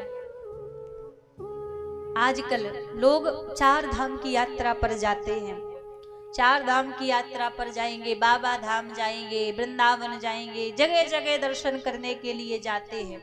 अच्छा एक बात बताइए, हमारे सनातन धर्म में 4 धाम ही विशेष बताए हैं। 4 धाम ही विशेष क्यों बताए हैं? 5 धाम भी तो हो सकते थे या फिर 3 धाम भी हो सकते थे, 4 धाम ही क्यों है? 4 धाम वास्तव में है क्या? ये जो 4 धाम है ना, ये कोई और नहीं, 2 माँ के चरण और 2 पिता के चरण, यही जीवन में वास्तविक 4 धाम है। जिसने अपने माता पिता की सेवा कर ली उसने 4 धाम की यात्रा कर ली। और खूब 4 धाम की यात्रा कर लो पर माता पिता का सम्मान नहीं करते, उनकी सेवा नहीं करते, उनका आदर नहीं करते, तो आप लाख प्रयास कर लो, 4 धाम की यात्रा का कोई फल मिलने वाला नहीं है। लोग क्या करते हैं ना, अभी नवरात्रि आ रही है, नवरात्रि में जगह जगह आप देखेंगे मंदिरों में जाकर भंडारा करवाएंगे लोग, दुर्गा मैया को साड़ी चढ़ाएंगे, चुनरी चढ़ाएंगे। लेकिन घर में बैठी बूढ़ी माँ फटी साड़ी पहनकर बैठी है, समय पर उसको 2 रोटी नहीं मिल रही है, तो आप अपने हृदय से पूछिए, क्या आपको उस भंडारे कराने का कोई फल मिलेगा, कोई पुण्य मिलेगा? वो दुर्गा मैया आपकी साड़ी चुनरी स्वीकार करेगी? कभी नहीं करेगी। और भले ही आप मंदिर में जाकर चुनरी ना चढ़ा पाए, साड़ी ना चढ़ा पाए, लेकिन यदि आप नवरात्रि के दिन अपने घर में बूढ़ी माँ को लाकर एक साड़ी दे दोगे तो मुझे लगता है, मेरी व्यासपीठ कहती है कि शायद महाराज वो मंदिर में बैठी दुर्गा मैया वही प्रसन्न हो जाएगी। क्योंकि सबसे पहले तो घर में हमारे माता पिता प्रत्यक्ष भगवान हैं, उसके बाद मंदिरों में भगवान हैं। माता पिता को एक आंख नहीं देखते, अब मंदिरों में महाराज लगे हैं लाइन में। सावन के महीने में देखो कावड़ लेकर 10-10 दिन से पैदल चल कर जाते हैं और माता पिता से सीधे मुंह बात नहीं करते। तो ऐसे में हमें नहीं लगता कि कोई भी देवी देवता आपसे प्रसन्न होगा या फिर आपकी सेवा स्वीकार करेगा। पहले भगवान हमारे माता पिता हैं। सबसे पहले जीवन में माता पिता का सम्मान होना चाहिए, उसके बाद कोई दूसरा व्यक्ति हमारे जीवन में है। माता पिता हमसे ज्यादा कुछ नहीं चाहते, उनको चाहिए क्या? केवल मात्र समय पर 2 रोटी चाहिए, 2 कपड़े पहनने के लिए तन पर चाहिए, इससे ज्यादा कोई इच्छा नहीं रखते। एक बाप होता है ना, बचपन से जीवन पर्यंत वो इतनी मेहनत करता है कि बड़े होकर मेरे बच्चे को किसी के सामने हाथ ना फैलाना पड़े, इतनी मेहनत करता है। लेकिन उस बच्चे को लगता है कि हमें सब कुछ सहज में मिल गया। लेकिन महाराज भूलना मत, यहाँ ये जो कलिकाल है, जो संसार है, एक कर्मों की खेती है। जैसा बीज बोगे वैसा ही फल मिलेगा। आप सोचो कि बोया पेड़ बबूल का पेड़ बो रहे हैं और आप सोचो कि पुष्पों की हमें रास्ते पर चलने के लिए मिल जाए, तो कभी मिलने वाला नहीं है। जैसा कर्म करोगे वैसा फल मिलेगा, आज नहीं तो कल मिलेगा। जैसा कर्म करोगे वैसा ही फल मिलेगा, जो करोगे वो लौट कर आएगा महाराज। इसलिए जितना हो अपने माँ बाप की सेवा करो, माता पिता की सेवा करो, अनादर मत करो उनका। घर में जितने दिन हैं उतने दिन खूब सम्मान से उनको रखो, क्योंकि एक बात जानते हैं, ये जो जीवन है ना, वास्तविक जीवन की सच्चाई है, हर एक वस्तु दोबारा मिल सकती है। ये दुनिया इतना बड़ा बाजार है कि यहाँ पर हवा भी बिकती है गुब्बारे में भर के। हर एक चीज आपको एक बार नहीं 10 बार भी मिल सकती है। लेकिन याद रखना, एक माँ जो होती है ना, एक बार यदि चली गई, एक बार यदि छूट गई, तो सर पटक पटक कर प्राण भी निकाल दोगे ना, तो वो माँ दोबारा नहीं मिलेगी, वो पिता दोबारा नहीं मिलेगा। हर चीज दोबारा मिल जाएगी, माँ बाप दोबारा नहीं मिलते।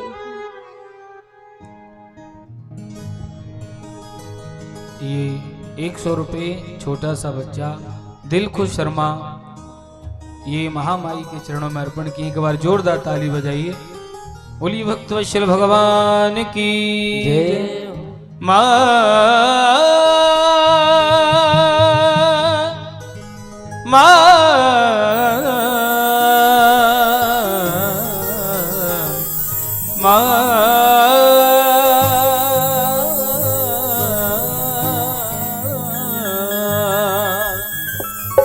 बड़ा सुंदर भाव कहा। तेरे जीवन में खुशियां तमाम आएंगी,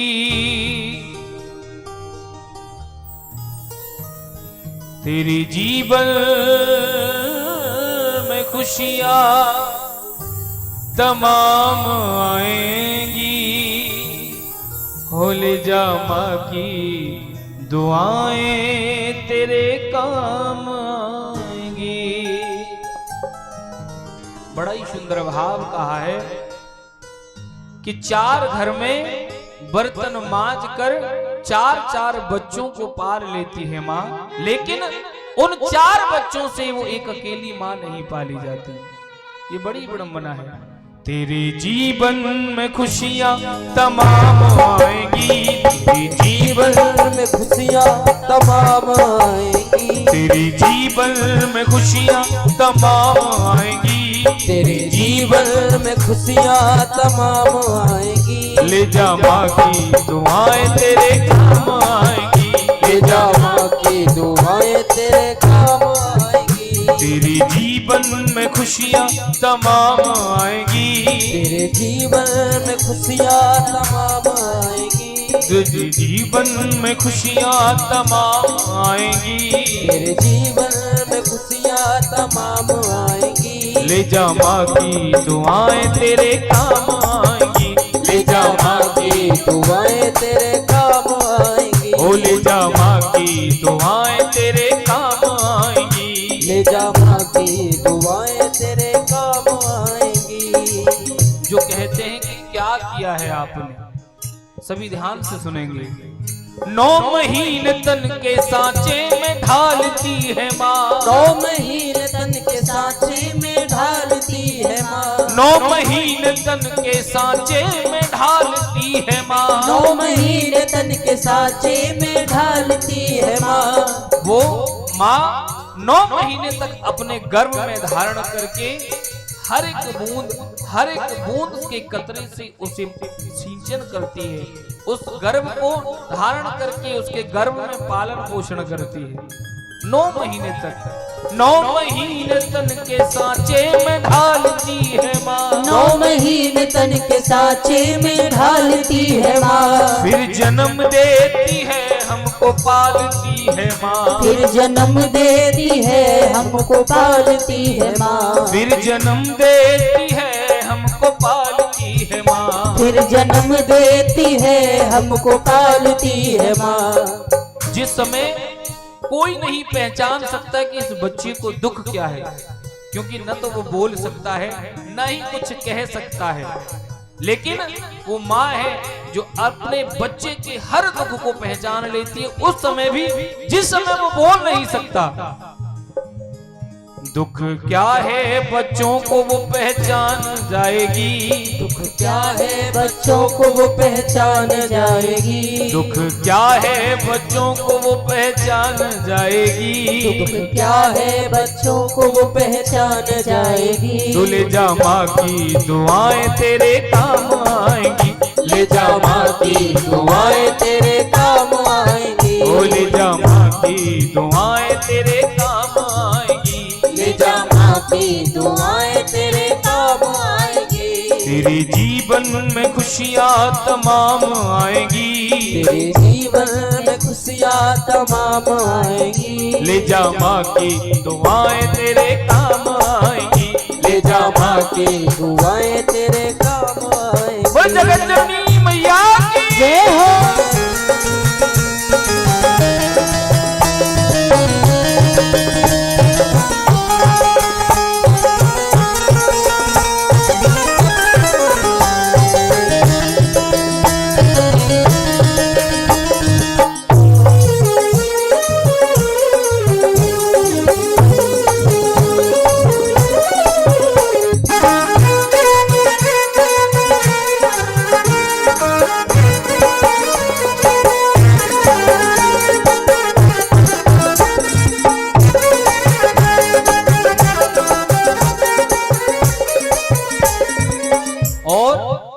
माँ ने पैदा किया। जब हम 9 महीने तक इस पेट में रहते हैं, एक बात आप सोच कर देखिए, क्या आप केवल 1 किलो की ईंट अपने पेट पर बांधकर कितने दिन रह सकते हैं? ये सोचने की बात है। ये हर एक वो माँ सोच सकती है, समझ सकती है, उस पीड़ा को समझ सकती है जिसने गर्भ धारण किया है। इसीलिए कहा है कि माँ मरने के बाद हर एक वो माँ एक नए रूप में पैदा होती है। उस दिन उसका भी दूसरा जन्म होता है। बोझ बरसों तलक वो उठाती है माँ। बोझ बरसों तलक वो उठाती है माँ। बोझ बरसों तलक वो उठाती है माँ। बोझ बरसों तलक वो उठाती है माँ। जाग कर कितनी रातें बिताती है माँ। जाग कर कितनी रातें बिताती है माँ। वो जाग कर कितनी रातें बिताती है माँ। जाग कर कितनी रातें बिताती है माँ। जब बच्चा छोटा होता है तो डॉक्टर भी ये सलाह देते हैं कि हर 2 घंटे में इसको दूध पिलाना। जब हर 2 घंटे में दूध पिलाना है तो सोचिए नींद होगी कब, कब सुलाया जाए, कब सोया जाए। आपने देखा भी होगा कि जब माँ उन 9 महीने के बाद भी जब बच्चे का पालन पोषण करती है, ऐसा लगता है कि ये आदि पागल हो गई है, क्योंकि उस समय की पूरी स्थिति बदल जाती है। वो माँ के हर एक समय, हर एक पल जैसे जैसे वो बिताती है। लेकिन इस सब का जो कर्ज है, बच्चा एक बात बोल करके खत्म कर देता है कि आपने किया क्या है हमारे लिए। ये हर उस माँ से पूछिए जिस वक्त से लेकर के आपको इतना बड़ा किया, क्या क्या नहीं किया। बोझ बरसों तलक वो उठाती है माँ। बोझ बरसों तलक वो उठाती है माँ। बोझ बरसों तलक वो उठाती है माँ। बोझ बरसों तलक वो उठाती है माँ। जाग कर कितनी रातें बिताती है माँ। जाग कर कितनी रातें बिताती है माँ। तेरे जीवन में बेहतर मुकाम लाएगी। तेरे जीवन में बेहतर मुकाम लाएगी। तेरे जीवन में बेहतर मुकाम लाएगी। तेरे जीवन में बेहतर मुकाम लाएगी। तू ले जा माँ की दुआएं तेरे काम आएंगी। ले जा माँ की दुआएं तेरे काम आएंगी। ओ ले जा माँ की दुआएं तेरे काम आएंगी। ले जा माँ की दुआएं तेरे काम आएंगी। एक बार आप भी अपनी माँ के लिए दोनों हाथ उठाकर पुकार करते हुए कहें, ये हृदय का भाव होना चाहिए तेरे जीवन में बेहतर मुकाम लाएगी, तेरे जीवन में बेहतर मुकाम लाएगी। ले जा माँ की दुआएं तेरे काम आएगी, ले जा माँ की दुआएं तेरे काम आएंगी। ओ माँ मेरी माँ, ओ माँ मेरी माँ, ओ मेरी माँ, ओ माँ अम्बे माँ।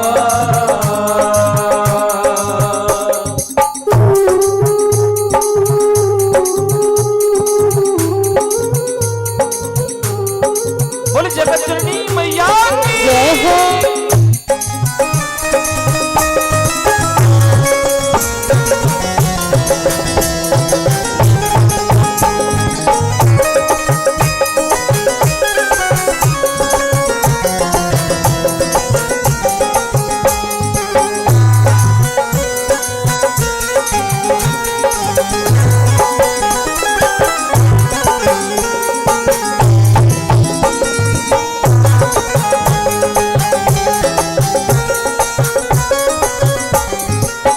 और अंत में कहा, माँ ने पैदा किया तो अपनी पहचान है, माँ ने पैदा किया तो अपनी पहचान है।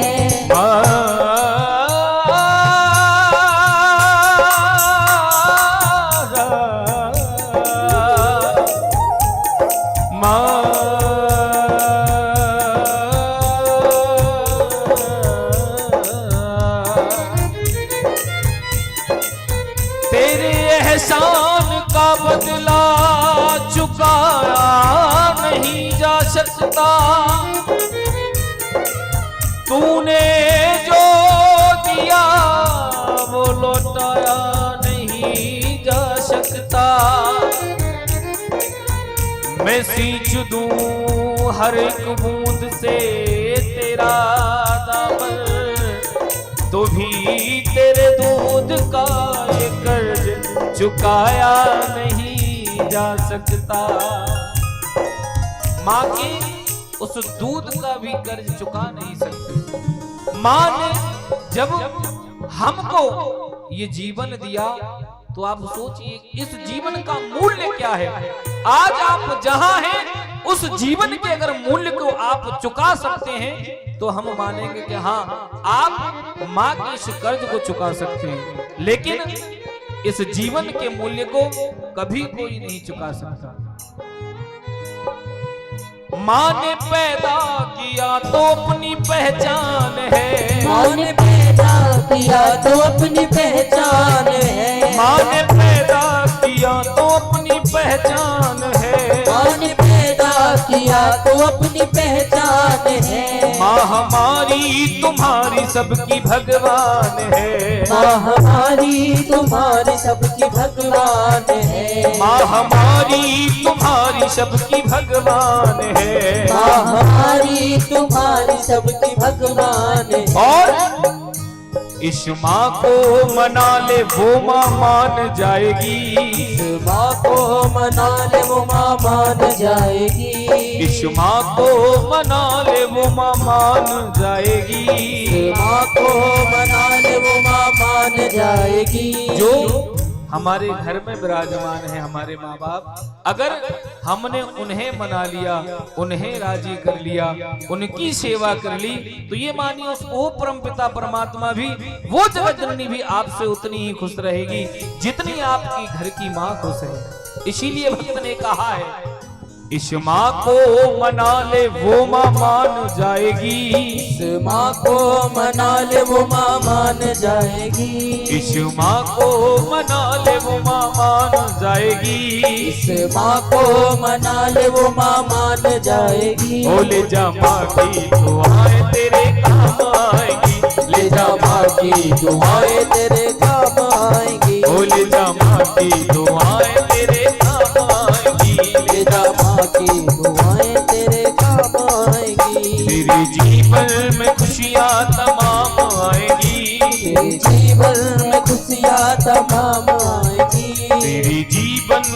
खुशियाँ तमाम आएंगी, तेरे जीवन में खुशियाँ तमाम आएंगी। एक बार दोनों हाथ उठाइए सभी अपनी माओ के लिए, सभी दोनों हाथ रखे, सभी दोनों हाथ उठाकर बोले, हो ले जा माँ की दुआएं तेरे काम आएंगे, ले जा माँ की दुआएं तेरे काम आएंगी। हो ले जा माँ की दुआएं तेरे काम आएंगे, तेरा माँ की दुआएं तेरे काम आएंगी। ओ तेरे काम आएंगे, तेरे काम आएंगी। ओ तेरे काम आएंगे, तेरे काम आएंगी।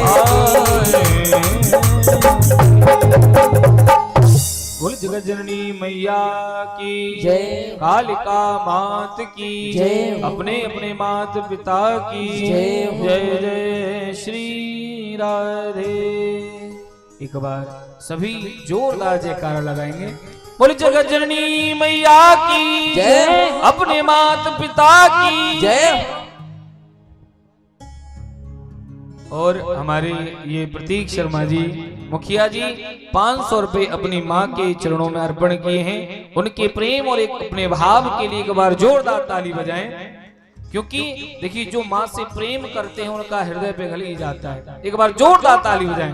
बोली जगत जननी मैया की जय हो। बड़ा ही प्यारा भाव महाराज कहते हैं, माँ बाप का कर्जा व्यक्ति कभी नहीं चुका सकता, कितना भी प्रयास कर ले।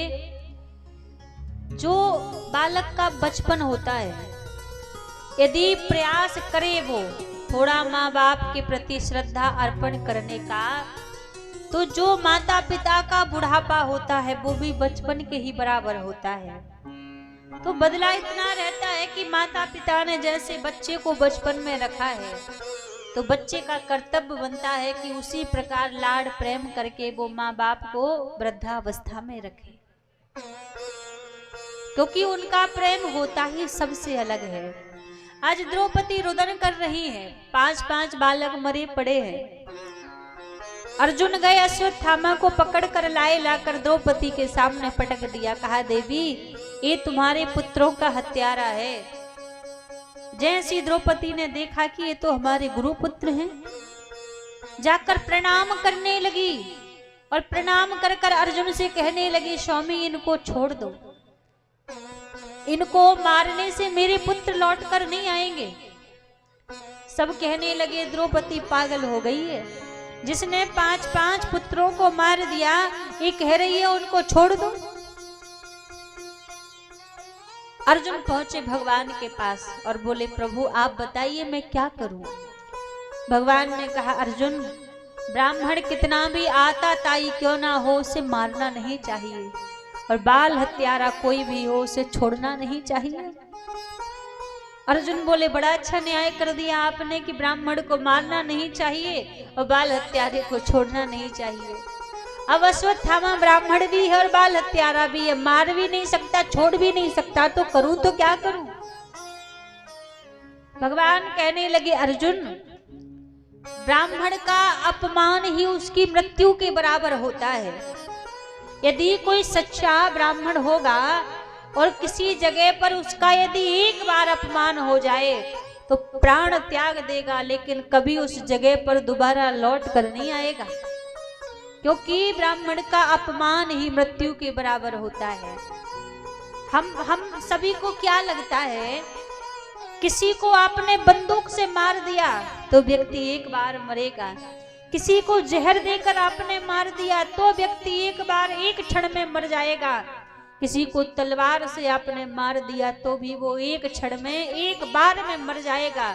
लेकिन वाणी से बीच सभा में वाणी रूपी वज्र चला के अपमानित करके यदि आपने किसी को मारा है तो वो एक क्षण में उसका शरीर तो नहीं मरेगा, लेकिन वो जब तक जीवित रहेगा तब तक वो पल पल मरता रहेगा, पल पल वो मरता रहेगा। क्योंकि कहते हैं ना, तलवार से, बंदूक से, जहर से भी ज्यादा खतरनाक कोई वस्तु है ना तो वो वाणी रूपी शस्त्र है। वाणी रूपी शस्त्र से एक बार किसी को मार दिया ना तो जिंदा तो रहेगा वो जीवन पर्यंत, पर घुट घुट के मरता रहेगा। तो आज बीच सभा में अर्जुन ने अश्वत्थामा को अपमानित कर दिया और अपमानित करके बीच सभा से निकाल दिया। अश्वत्थामा सोचने लगे अब किसी को छोड़ूंगा नहीं, बचा कौन है? अभिमन्यु की पत्नी उत्तरा जो गर्भवती थी, उसके गर्भ पर अग्नि अस्त्र का प्रहार कर दिया। उत्तरा भगवान के पास आई, कहा प्रभु मेरी रक्षा करो। भगवान ने सूक्ष्म रूप बनाया, उत्तरा के गर्भ में प्रवेश कर गए और उस गर्भस्थ बालक की आज भगवान ने रक्षा की। आज जैसे ही भगवान ने रक्षा की, कुंती मैया खड़ी खड़ी देख रही थी। और देखो बीच बीच में जो हमारी माताएं जा रही हैं उठ के, अभी थोड़ी देर आप बैठिए, अभी समय कितना हुआ, अभी तो 10 ही बजे हैं। बड़ी सुंदर आज झांकी है, बड़ी सुंदर लीला है, आज हम सभी को दर्शन करने को मिलेगा। नरसिंह अवतार की लीला का आज हम सभी दर्शन करेंगे। तो अभी कोई जाएगा नहीं, सभी बैठिए शांति पूर्वक। तो महाराज कुंती बुआ ने जैसे ये दृश्य देखा तो कुंती बुआ आकर भगवान को प्रणाम करने लगी। अब जैसी प्रणाम करने लगी तो ठाकुर जी बोले बुआ जी मैं आपका भतीजा हूं, मुझे आपको प्रणाम करना चाहिए, आप मुझे क्यों प्रणाम कर रही हैं? कुंती बुआ बोली भगवान मैं आप अपने भतीजे को प्रणाम नहीं कर रही हूँ, मैं समझ चुकी हूँ कि आप परम पिता परमात्मा हैं, मैं तो परमात्मा को प्रणाम कर रही हूँ। ठाकुर जी बोले अच्छा मैं भगवान हूँ, जब मैं भगवान हूँ तो ऐसा करो मुझसे कोई वरदान मांग लो। जब ठाकुर जी ने कुंती बुआ से कहा कि वरदान मांग लो, अच्छा एक बात बताओ, हम सभी को यदि ऐसा अवसर मिले भगवान कहें कि वरदान मांग लो तो क्या मांगोगे? कोई धन दौलत रुपया पैसा गाड़ी घोड़ा नौकरी, यही सब हमारी बुद्धि यहीं तक चलती है, इतना ही मांगेंगे हम। लेकिन कुंती बुआ क्या मांग रही है भगवान से? ठाकुर जी से कहने लगी हे नाथ यदि आप कुछ देना चाहते हैं ना तो एक वरदान दीजिए कि मेरे जीवन से कभी दुख ना जावे, मुझे दुख दे दो। अब वरदान मांगने की विशेषता भी देखो, क्या मांगा? दुख मांगा। और हम भगवान से क्या मांगते हैं? सुख संपत्ति घर आवे, कष्ट मिटे तन का। हम भगवान के सामने जाएंगे, बोलेंगे प्रभु सुख भी दे दो, संपत्ति भी दे दो और तन में कोई कष्ट भी ना रहे, सब कुछ मांगते हैं। लेकिन कुंती बुआ कह रही है प्रभु मुझे दुख दे दो। दुख क्यों मांगा? कुंती बुआ कहने लगी दुख मुझे इसलिए चाहिए कि जब जीवन में दुख रहता है तो भगवान की याद आती है और जब सुख आता है तो हम भगवान को भूल जाते हैं। इसलिए मुझे ऐसा सुख नहीं चाहिए जिसमें मैं भगवान को भूल जाऊं। सुख के माथे सिल पड़े जो हरि हृदय सो जाए, बलहारी बा दुख की जो पल पल नाम रटाए। ऐसा सुख नहीं चाहिए जिसमें मैं आपका नाम भूल जाऊं, मुझे दुख चाहिए।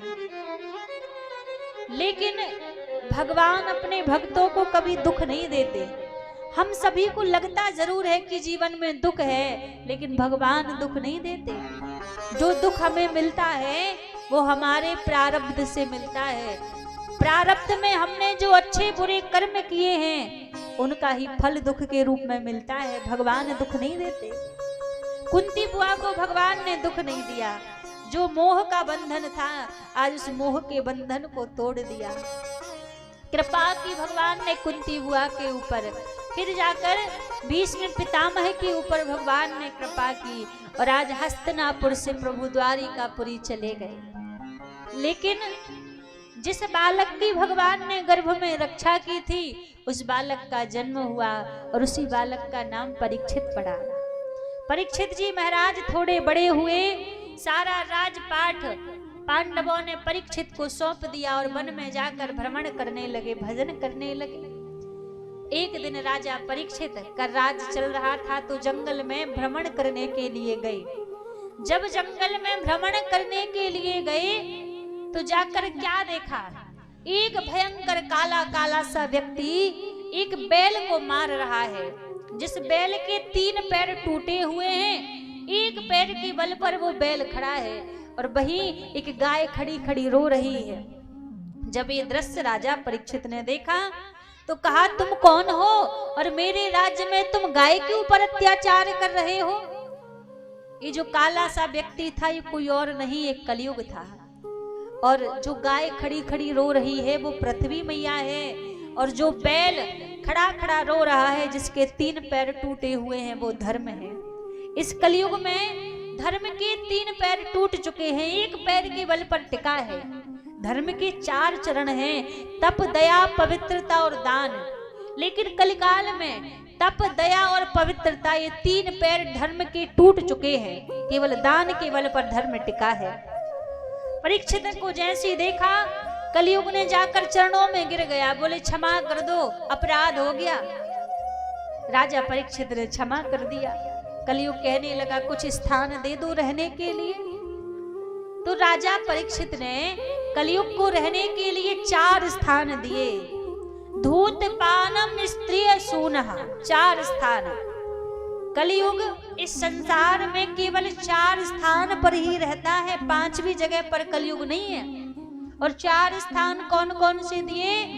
धूत पानम, कहते हैं महाराज जहां मदिरा पान होती है वहां कलयुग का निवास होता है। दूसरा स्थान दिया जहां पर स्त्री गमन होता है, अपनी नारी को छोड़कर व्यक्ति दूसरी नारी का संग करे, वहां पर कलयुग का निवास होता है। तीसरा स्थान दिया जहां पर जुआ खेलता है, वहां पर कलयुग का स्थान होता है। और चौथा स्थान दिया जहां पर हिंसा की जाए, जीव जंतुओं को मारा जाए, वहां पर कलयुग का स्थान होता है। 4 स्थान दिए। अब देखो बड़ी विचित्र बात है, क्या लोग कहते हैं कि महाराज कलयुग चल रहा है। अब कलयुग चल रहा है लेकिन हर जगह पर कलयुग नहीं है। कलयुग किसी के घर में, किसी व्यक्ति के हृदय में या किसी व्यक्ति के जीवन में जबरदस्ती नहीं आता है। विचार करने की बात है, हम स्वयं कलयुग को लेकर आते हैं, हम स्वयं लेकर आते हैं कलयुग को। कलयुग का स्थान पहला कहाँ है? कहा महाराज जहाँ शराब पी जाती है। अब एक बात बताइए, क्या कोई जबरदस्ती व्यक्ति आपके मुंह से बोतल लगाता है कि नहीं आपको पीना ही है? लगाता है कोई? कोई नहीं लगाता। आप कैसे पीते हो? अपनी मर्जी से पीते हो, अपनी प्रसन्नता से पीते हो। और शराब पीना महापाप की श्रेणी में आया है। क्यों? क्योंकि वहां पर कलयुग का स्थान है। आज लोग बड़े शौक से शराब पीते हैं, छोटी छोटी चीजों में बहाना ढूंढते हैं शराब पीने का। उनको समझाओ कि भैया अच्छी चीज नहीं है, इसका त्याग कर दो, छोड़ दो, तो बड़े हल्के में कह देते अरे थोड़ी बहुत ही शराब तो पीते, इसमें क्या बिगड़ता है। महाराज आपको लगता है कि थोड़ी बहुत चीज में क्या बिगड़ जाता है। एक शराब पीने वाला व्यक्ति केवल शराब अकेली नहीं पीता है। एक शराब पीने वाला व्यक्ति अपनी आधी सी श्वासों को पी जाता है। यदि उसका 60 साल का जीवन होगा और उसने शराब पीना चालू कर दिया है तो वो 40-50 में ही चला जाएगा, फिर 60 साल जीवित नहीं रह रहा वो। उसको लगता जरूर है कि अरे पीने वालों को ऐसा लगता कि बड़ा अमृत मिल गया है, इसमें तो अमर हो जाओगे। लेकिन लज्जा आनी चाहिए महाराज।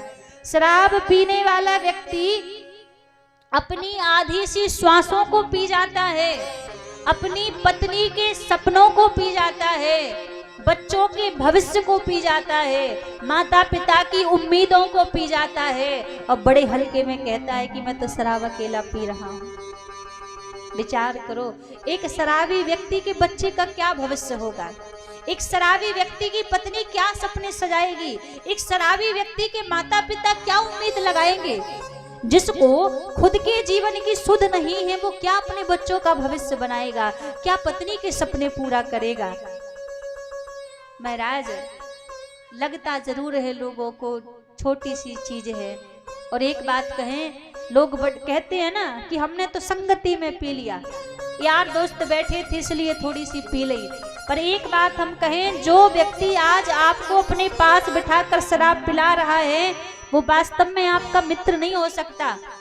शराब पिलाने वाला, भैया एक दूसरे को इशारा कर रहे, लेकिन बात सच है, शराब पिलाने वाला व्यक्ति उससे बड़ा कोई दूसरा शत्रु नहीं होता है, क्योंकि जो गंदी आदतें जीवन में लगा रहा है, तो विचार कीजिए कैसे जीवन बनेगा। ये छोटी छोटी चीजें ही हैं जो जीवन में परिवर्तन करती हैं। हमारे जो भैया हैं, हम प्रयास करेंगे कि आपका संकल्प करवाया जाए। यदि आपके जीवन में ये चीज है तो आखिरी दिन आपका संकल्प करवाएंगे, हम कह रहे हैं, और फिर आप खुद कहोगे कि जीवन में कितना परिवर्तन आया है। अब दूसरी बात देखो, यदि आपको लग रहा हो कि हम जो बात कह रहे हैं हमारा इसमें कोई स्वार्थ है, हमारा इसमें कोई मतलब है, हमारा इसमें कोई स्वार्थ नहीं, कोई मतलब नहीं, आप त्याग करोगे, जीवन आपका सुंदर बनेगा, भविष्य आपका सुंदर बनेगा। आप जीवन में धारण करके रखोगे तो जीवन आपका बर्बाद होगा, किसी और का कुछ बिगड़ने वाला नहीं है। तो कहते महाराज, पहला कलयुग का स्थान है जहां शराब पान की जाती हो, वहां कलयुग निवास करता है। फिर दूसरा स्थान कहा स्त्री सूनहा, जो व्यक्ति अपनी नारी को छोड़कर पर नारी का संग करता हो, वहां पर कलयुग का निवास होता है। क्योंकि आजकल देखो, माताओं के लिए तो बहुत व्रत बताए हैं, सोमवार का व्रत करो, गुरुवार का व्रत करो, शुक्रवार का व्रत करो, कहीं इतने व्रत आते हैं, छठ का व्रत करो, कहीं तीज का व्रत करो, कई सारे व्रत बताए हैं। क्या पुरुषों के लिए कोई व्रत नहीं है? क्या भैयाओं के लिए कोई व्रत नहीं है? है। शास्त्रों में पुरुषों के लिए केवल मात्र एक व्रत बताया है, 1000 व्रत नहीं बताए उनके लिए, केवल एक व्रत है। और जिस व्यक्ति ने अपने जीवन पर्यंत एक व्रत कर लिया, उसको कोई व्रत करने की आवश्यकता नहीं है। वो व्रत है एक पत्नी व्रत। एक स्त्री को जिसने जीवन पर्यंत धारण करके रखा है, उसके लिए कोई दूसरा व्रत करने की आवश्यकता नहीं है, उसी में उसका कल्याण हो जाएगा। और यही माताओं के लिए भी है। जीवन में सबसे महत्वपूर्ण कोई वस्तु होती है तो हमारा चरित्र होता है, हमारा आचरण होता है। और एक बार चरित्र गिर जाए, एक बार हमारा आचरण गिर जाए तो लाख उसको सवार लो, वो बनने वाला नहीं है। आजकल सेल्फी का जमाना है ना, बात बात पर लोग सेल्फी लेते हैं, फोटो लेते हैं। पर हम आपसे कहें, फोटो कितनी भी सुंदर क्यों ना आ जाए, कितनी भी बढ़िया फोटो क्यों ना निकल जाए, कोई बड़ी बात नहीं है जब तक चरित्र बढ़िया ना छपे, जब तक चरित्र बढ़िया ना बने। फोटो सुंदर आए या ना आए, अपने चरित्र को सुंदर बना लो तो भगवान की नजरों में आपकी फोटो छप जाएगी। तो जीवन में हमारा चरित्र सुंदर होना चाहिए। दूसरी चीज कही, दूसरा स्थान कि जो पर नारी का संग करता है वहां पर कलयुग निवास करता है। फिर तीसरा स्थान कहा, जहां जुआ खिलता हो वहां कलयुग का स्थान होता है। आज जुआ में ही पड़कर पांडवों ने स्वयं द्रौपदी को भी हार दिया, केवल जुआ के ही चक्कर में। तो यहाँ भी कलयुग का निवास होता है। ये सब चीजें जीवन से त्याग करने का प्रयास करो। फिर चौथी चीज बताई, हिंसा। हिंसा का अर्थ होता है जहां हमारे द्वारा दूसरे जीवों को या दूसरे लोगों को पीड़ा पहुंचाई जाए, वहां पर भी कलयुग का निवास होता है। तो प्रयास कीजिए कि हमारे जीवन में कोई ऐसा कर्म ना रहे। अब कलयुग कहने लगा राजा परीक्षित से कि एक और कोई बढ़िया स्थान दे दो। तो राजा परीक्षित के मुख से निकला कि जाओ जाकर सोने में निवास करो। अब कहते हैं सोने में तो भगवान का भी निवास होता है, पर संत कहते हैं कि जो सोना मेहनत और ईमानदारी से कमाया जाए उसमें भगवान का निवास होता है, और जो छल कपट से कमाया जाए उसमें कलयुग का निवास होता है। आज कलयुग राजा परीक्षित के मुकुट पर बैठ गया, बुद्धि बिगाड़ दी। समीक ऋषि के आश्रम में राजा परीक्षित गए मरा हुआ सर्प पड़ा था वो उठाकर समीक ऋषि के गले में डाल दिया और वहां से आ गए। समीक ऋषि के पुत्र श्रृंगी ऋषि ने देखा तो श्राप दे दिया कि जिसने भी मेरे पिता के गले में ये मरा हुआ सर्प डाला है, आज से 7वें दिन तक्षप नाम के सर्प के काटने से उसकी मृत्यु हो जाए। जब पता चला राजा परीक्षित को कि मुझे 7 दिन में मरने का श्राप लगा है, सारा राजपाट छोड़कर वन में आ गए और वन में आकर बड़े बड़े संतों के पास बैठकर एक ही प्रश्न करते हैं कि मरने वाले व्यक्ति को क्या करना चाहिए। कोई संत कहते हैं तप करना चाहिए, कोई कहते हैं ध्यान लगाना चाहिए, कोई कहते हैं नियम संयम साधना से रहना चाहिए। सबने अलग अलग उपाय बताए, लेकिन एक बात बताओ, क्या तपस्या करने का समय है राजा परीक्षित के पास में? नहीं है। क्या ध्यान लगाने का समय है? नहीं है। क्या साधना करने का समय है? नहीं है। केवल मात्र 7 दिन है और 7 दिन में ये बड़ी बड़ी चीजें हैं। हजारों संत बैठे थे, उन्हीं संतों के बीच में 16 वर्षीय सुखदेव जी महाराज का आगमन हुआ और सुखदेव जी को देखकर सारे संत खड़े हो गए। और जैसे सभी संत खड़े हुए, राजा परीक्षित समझ गए कि अब तो महाराज इनके ही चरणों को पकड़ लो, सो ही कल्याण हो जाएगा। क्योंकि दिखने में भले ही छोटे से बालक हैं, पर ये कोई साधारण नहीं है। और हम सभी के बीच में श्री प्रहलाद जी महाराज का आगमन हो रहा है। आज बड़ा सुंदर नरसिंह देव भगवान का अवतार हम सभी के बीच में होगा। प्रहलाद जी महाराज जिस प्रकार भगवान का भजन करते और कैसे कैसे हिरण्यकश्यपु ने प्रहलाद जी महाराज को पीड़ा दी, परेशान किया, आज वो सारी लीला का हम सभी यहाँ पर आज दर्शन करेंगे। और कल भी बड़ी सुंदर सुंदर लीलाओं का कल भी हम दर्शन करेंगे। कल भगवान का प्रागट उत्सव है, भगवान का जन्म उत्सव भी कल मनाया जाएगा। तो कुछ ही देर में हिरण्यकश्यपु श्री प्रहलाद जी महाराज से मिलने के लिए विद्यालय में आते हैं। प्रहलाद जी महाराज विद्यालय में विद्या अध्ययन करने के लिए आते हैं, लेकिन प्रहलाद जी महाराज भगवान नारायण के भक्त हैं। और जो प्रहलाद जी के पिताजी हैं हिरण्यकश्यपु, वो भगवान नारायण को अपना दुश्मन मानते हैं, अपना शत्रु मानते हैं। और प्रहलाद जी की लगन लगी है भगवान की भक्ति में। और हिरण्यकश्यपु को जब ये बात पता लगी कि मेरा पुत्र प्रहलाद तो भगवान नारायण का नाम गाता है, तो प्रहलाद को डरा धमका के उनको प्रयास करते हैं कि नारायण की भक्ति छोड़ दे। ये बड़ी सुंदर लीला का हम आज यहाँ पर दर्शन करेंगे। कुछ ही क्षणों में ये बड़ी सुंदर दिव्य लीला हम सभी यहाँ पर देखेंगे, कैसे हिरण्यकश्यपु ने कितने दुख श्री प्रहलाद जी महाराज को दिए हैं। लोग कहते हैं ना कि हम भक्ति करते हैं तो दुख मिलता है। जितना दुख जितना कष्ट श्री प्रहलाद जी महाराज के जीवन में था, इतना दुख और कष्ट हम आप सभी को कभी नहीं मिल सकता। तो इस बड़ी सुंदर दिव्य लीला को हम सभी दर्शन करेंगे, देखेंगे।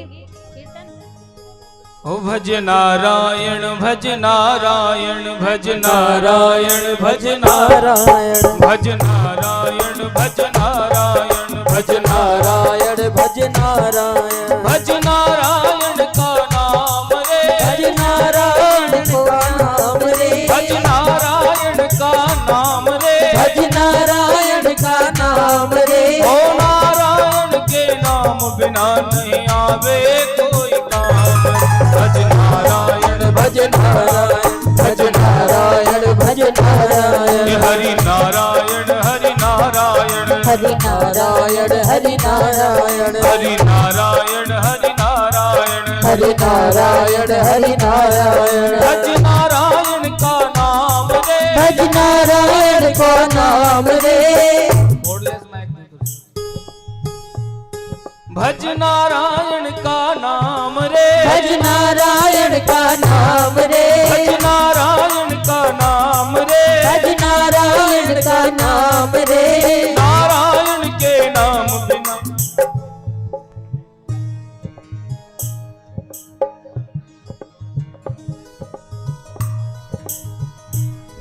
भज नारायण भज नारायण भज नारायण भज नारायण भज नारायण भज नारायण भज नारायण भज नारायण भज नारायण का नाम रे भज नारायण को नाम रे भज नारायण का नाम रे भज नारायण का नाम रे ओ नारायण के नाम बिना नहीं आवे कोई काम रे भज नारायण भज नारायण भज नारायण भज नारायण भज नारायण भज नारायण भज नारायण भज नारायण। बंद करो, बंद करो ये लड़का बाजा। मुझको नहीं सुहाता है ये सारंगी का सारंग,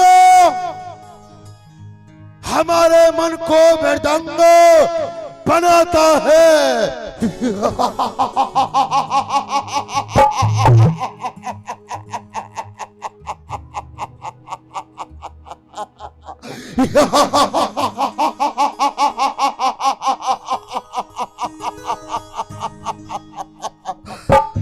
प्रहलाद,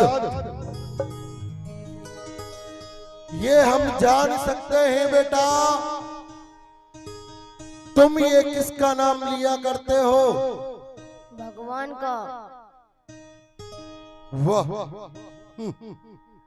भगवान का। किसे कहते हैं भगवान? कहाँ रहता है भगवान? प्रहलाद, तेरा रक्षक, तेरा भक्षक, तेरा परमात्मा मैं हूँ। है तू निर्जीव तो तेरी आत्मा मैं हूँ। और जिस भगवान की तू बातें करता है ना रे, वो चढ़े धर नहीं सकता। नारायण मेरे घर में मेरी भय से सोता है, हमेशा क्षीर सागर में। प्रहलाद, छोड़ दे बेटा, छोड़ दे इस नाम को, क्योंकि तू मेरा पुत्र है ना, इसलिए मैं तुझे समझाता हूँ। इस नाम को छोड़ देगा तो अच्छा रहेगा। छोड़ देगा ना बेटा? नहीं पिताजी। वाह, बड़ी आसानी से कह दिया रे। नहीं पिताजी, और ये जानता है ना, हमारे कान ना नहीं सुन सकते। यदि कोई भी हमारे सामने ना शब्द का उच्चारण करता है ना, हम उसको मारते नहीं, मार देते हैं। प्रहलाद, नहीं छोड़ेगा ना इस नाम को? नहीं छोड़ेगा। तू ये कहेगा, हाँ पिताजी, मैं इस नाम को छोड़ूंगा और मैं भगवान आपके सिवा किसी को नहीं मानूंगा। नहीं छोड़ेगा ना? छोड़ेगा, बहुत आसानी से छोड़ देगा।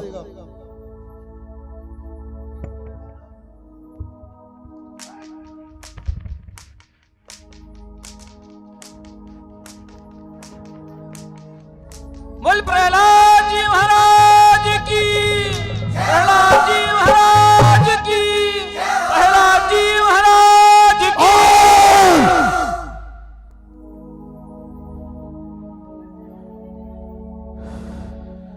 ये क्या प्रहलाद, मैंने तेरे ऊपर इतने कौड़ों की बारिश की, फिर भी तेरे चेहरे की मुस्कुराहट, तेरे चेहरे की मुस्कान मेरी छाती को जला देती है रे। प्रहलाद, एक बात मैं तुझसे पूछना चाहता हूं, जिस भगवान के लिए तूने इतने कष्ट सहन किए हैं, वो तेरा भगवान कहां रहता है? क्योंकि मैंने तुझे अग्नि में जलवाया अपनी बहन ढूंढा के द्वारा, जिसका कि नाम होलिका पड़ गया। तू वहां से भी बचकर के आ गया। मैंने तुझे पहाड़ की चोटी से गिराया, तू वहां से भी बचकर के आ गया। मैंने तेरे ऊपर इतने कोड़ों की बारिश की, फिर भी तू मुस्कुराता रहा। बता प्रहलाद, वो तेरा भगवान कहां रहता है? क्या तेरा भगवान तेरे अंदर है? हाँ, मानता हूं तेरा भगवान तेरे अंदर अवश्य ही होगा, क्योंकि तूने इतने कष्ट जो सहन किए हैं।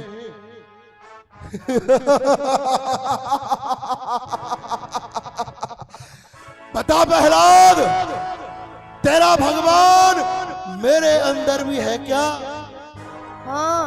गलत, बिल्कुल गलत।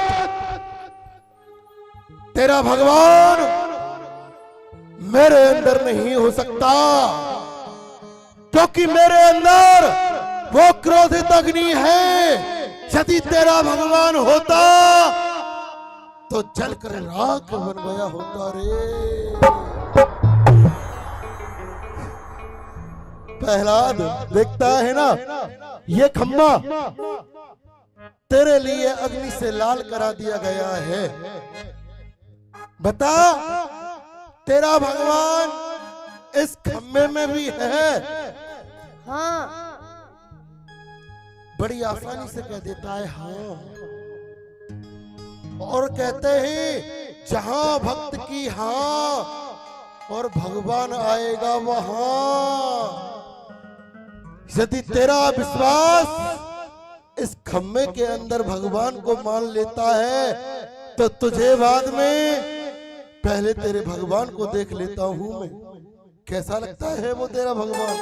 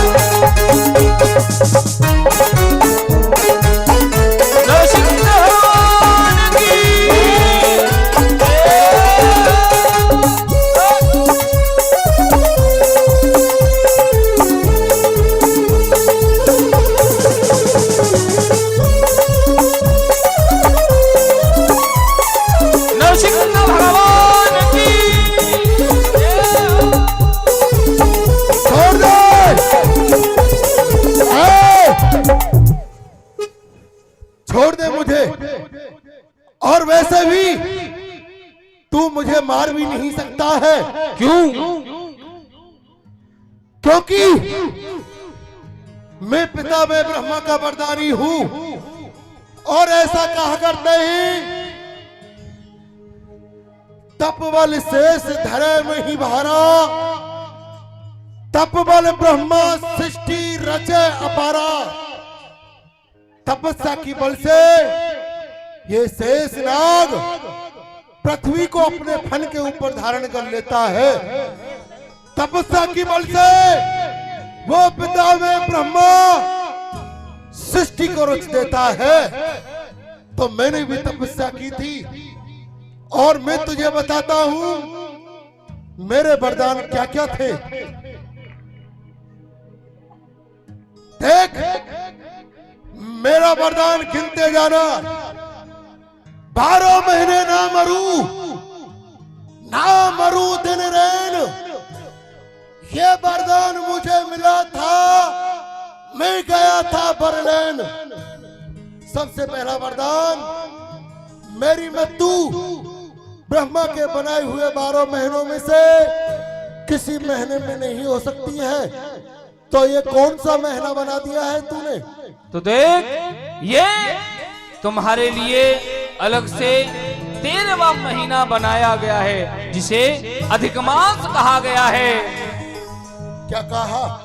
अधिक मास।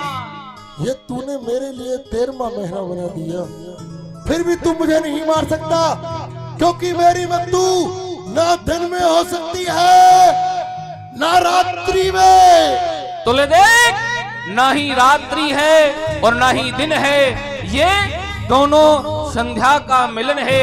ये दोनों ही समय आज उसी समय मिल रहे हैं, तो इस समय ना तो रात है और ना ही दिन है।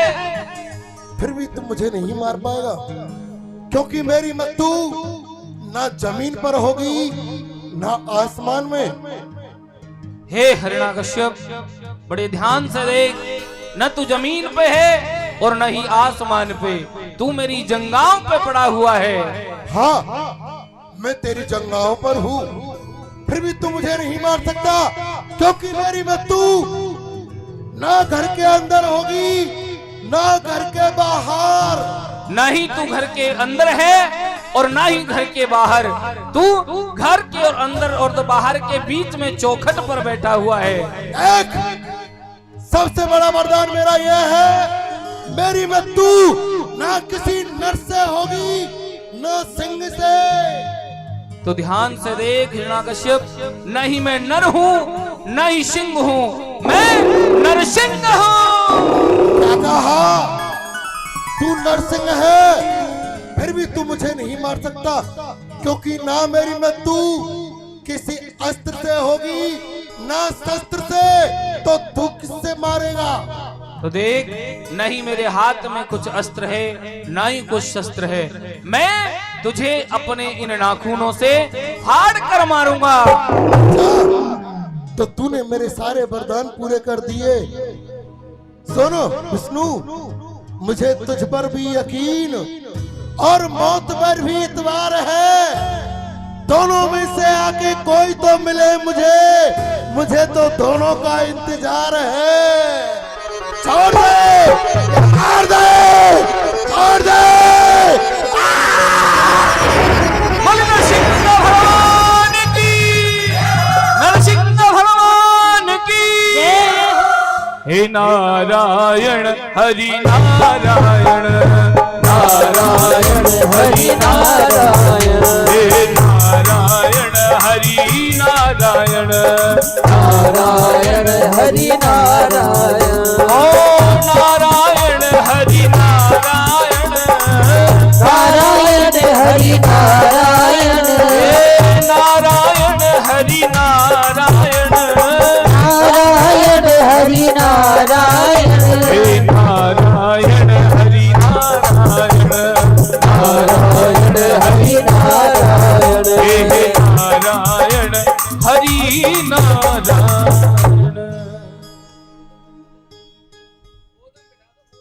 बोलिए नरसिंह भगवान की जय हो। बड़ी सुंदर हम सभी ने भगवान नरसिंह देव के अवतार की लीला का दर्शन किया कि किस प्रकार प्रहलाद जी महाराज की रक्षा करने के लिए खंबे को फाड़ कर नरसिंह देव भगवान प्रकट होते हैं। और बड़ी सुंदर वही छवि आज हम सबके बीच में है और हम सभी को पूजन करने का ये परम सौभाग्य मिलेगा। सबसे पहले हमारे प्रतीक भैया आएंगे और समिति के सभी सदस्य एक एक करके आएंगे और नरसिंह भगवान का और श्री प्रहलाद जी महाराज का पूजन करेंगे। उसके बाद जिनका भी भाव हो नरसिंह भगवान का पूजन करने का, तो एक एक करके सभी आकर नरसिंह भगवान का पूजन कर सकते हैं, क्योंकि नरसिंह भगवान का जो अवतार है वो भक्तों के कष्टों को दूर करने के लिए भगवान ने नरसिंह अवतार धारण किया था।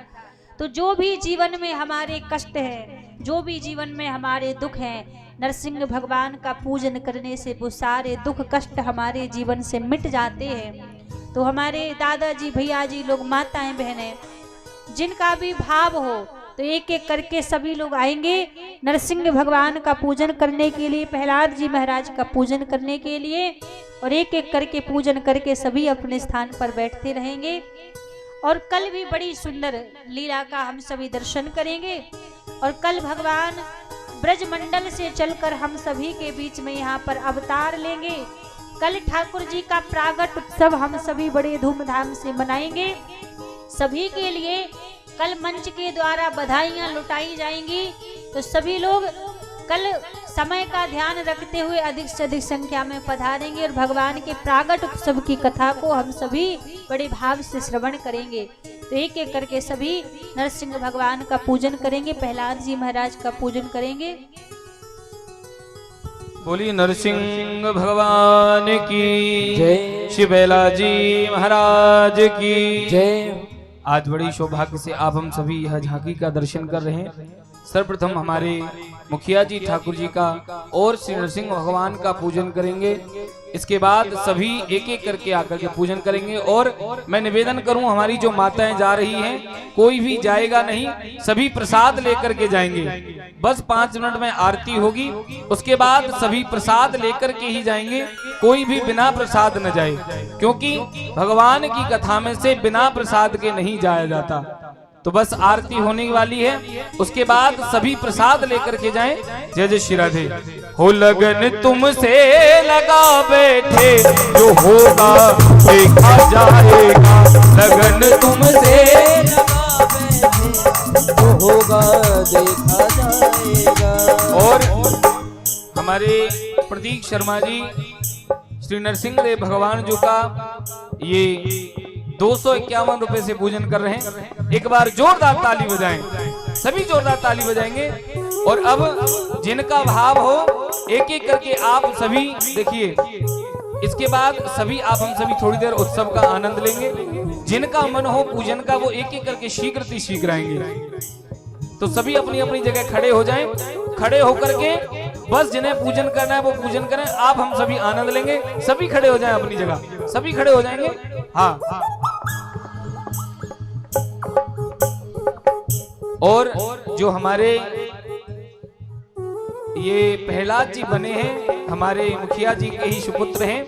तो जिनका भी भगवान श्री नरसिंह देव जी का पूजन करना है एक एक करके पूजन करेंगे। हमारे सदाशिव जी ये भी 100 रुपए से पूजन कर रहे हैं। ठाकुर जी कृपा करें। एक बार सभी दोनों हाथ उठा के कहिए, जिनकी लगन भगवान से लगी है और जिन्हें पूजन करना है वो एक एक करके आते रहेंगे और पूजन करते रहेंगे। लगन हरि से लगा बैठे, जो होगा देखा जाएगा। लगन हरि से लगा बैठे, जो होगा देखा जाएगा।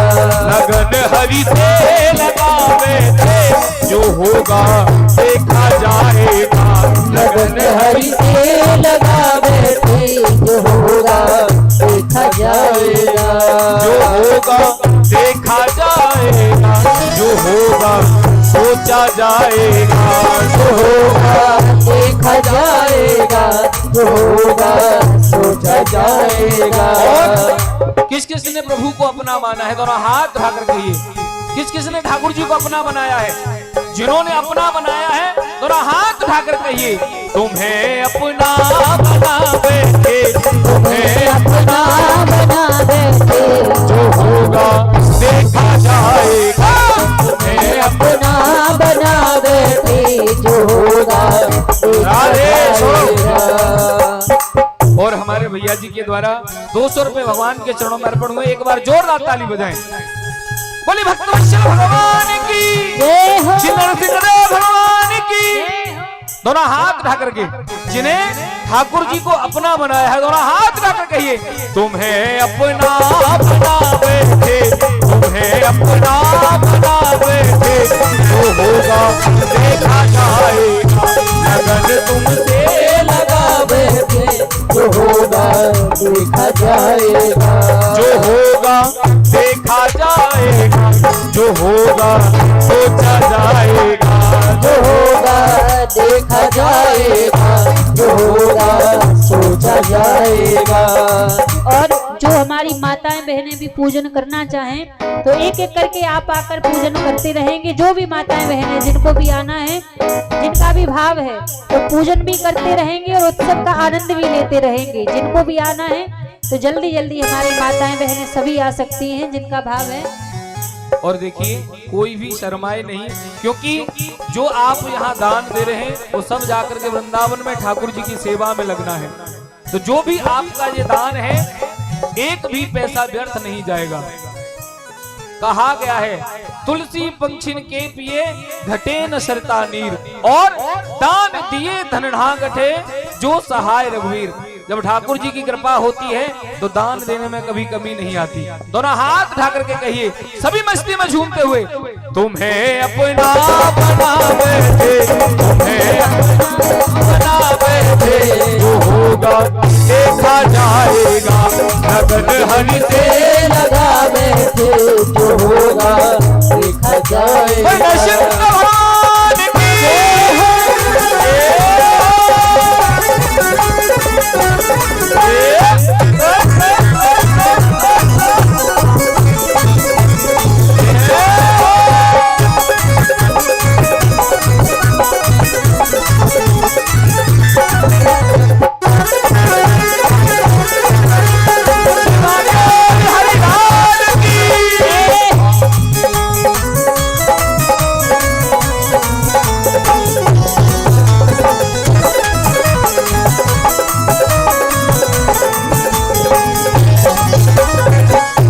कभी दुनिया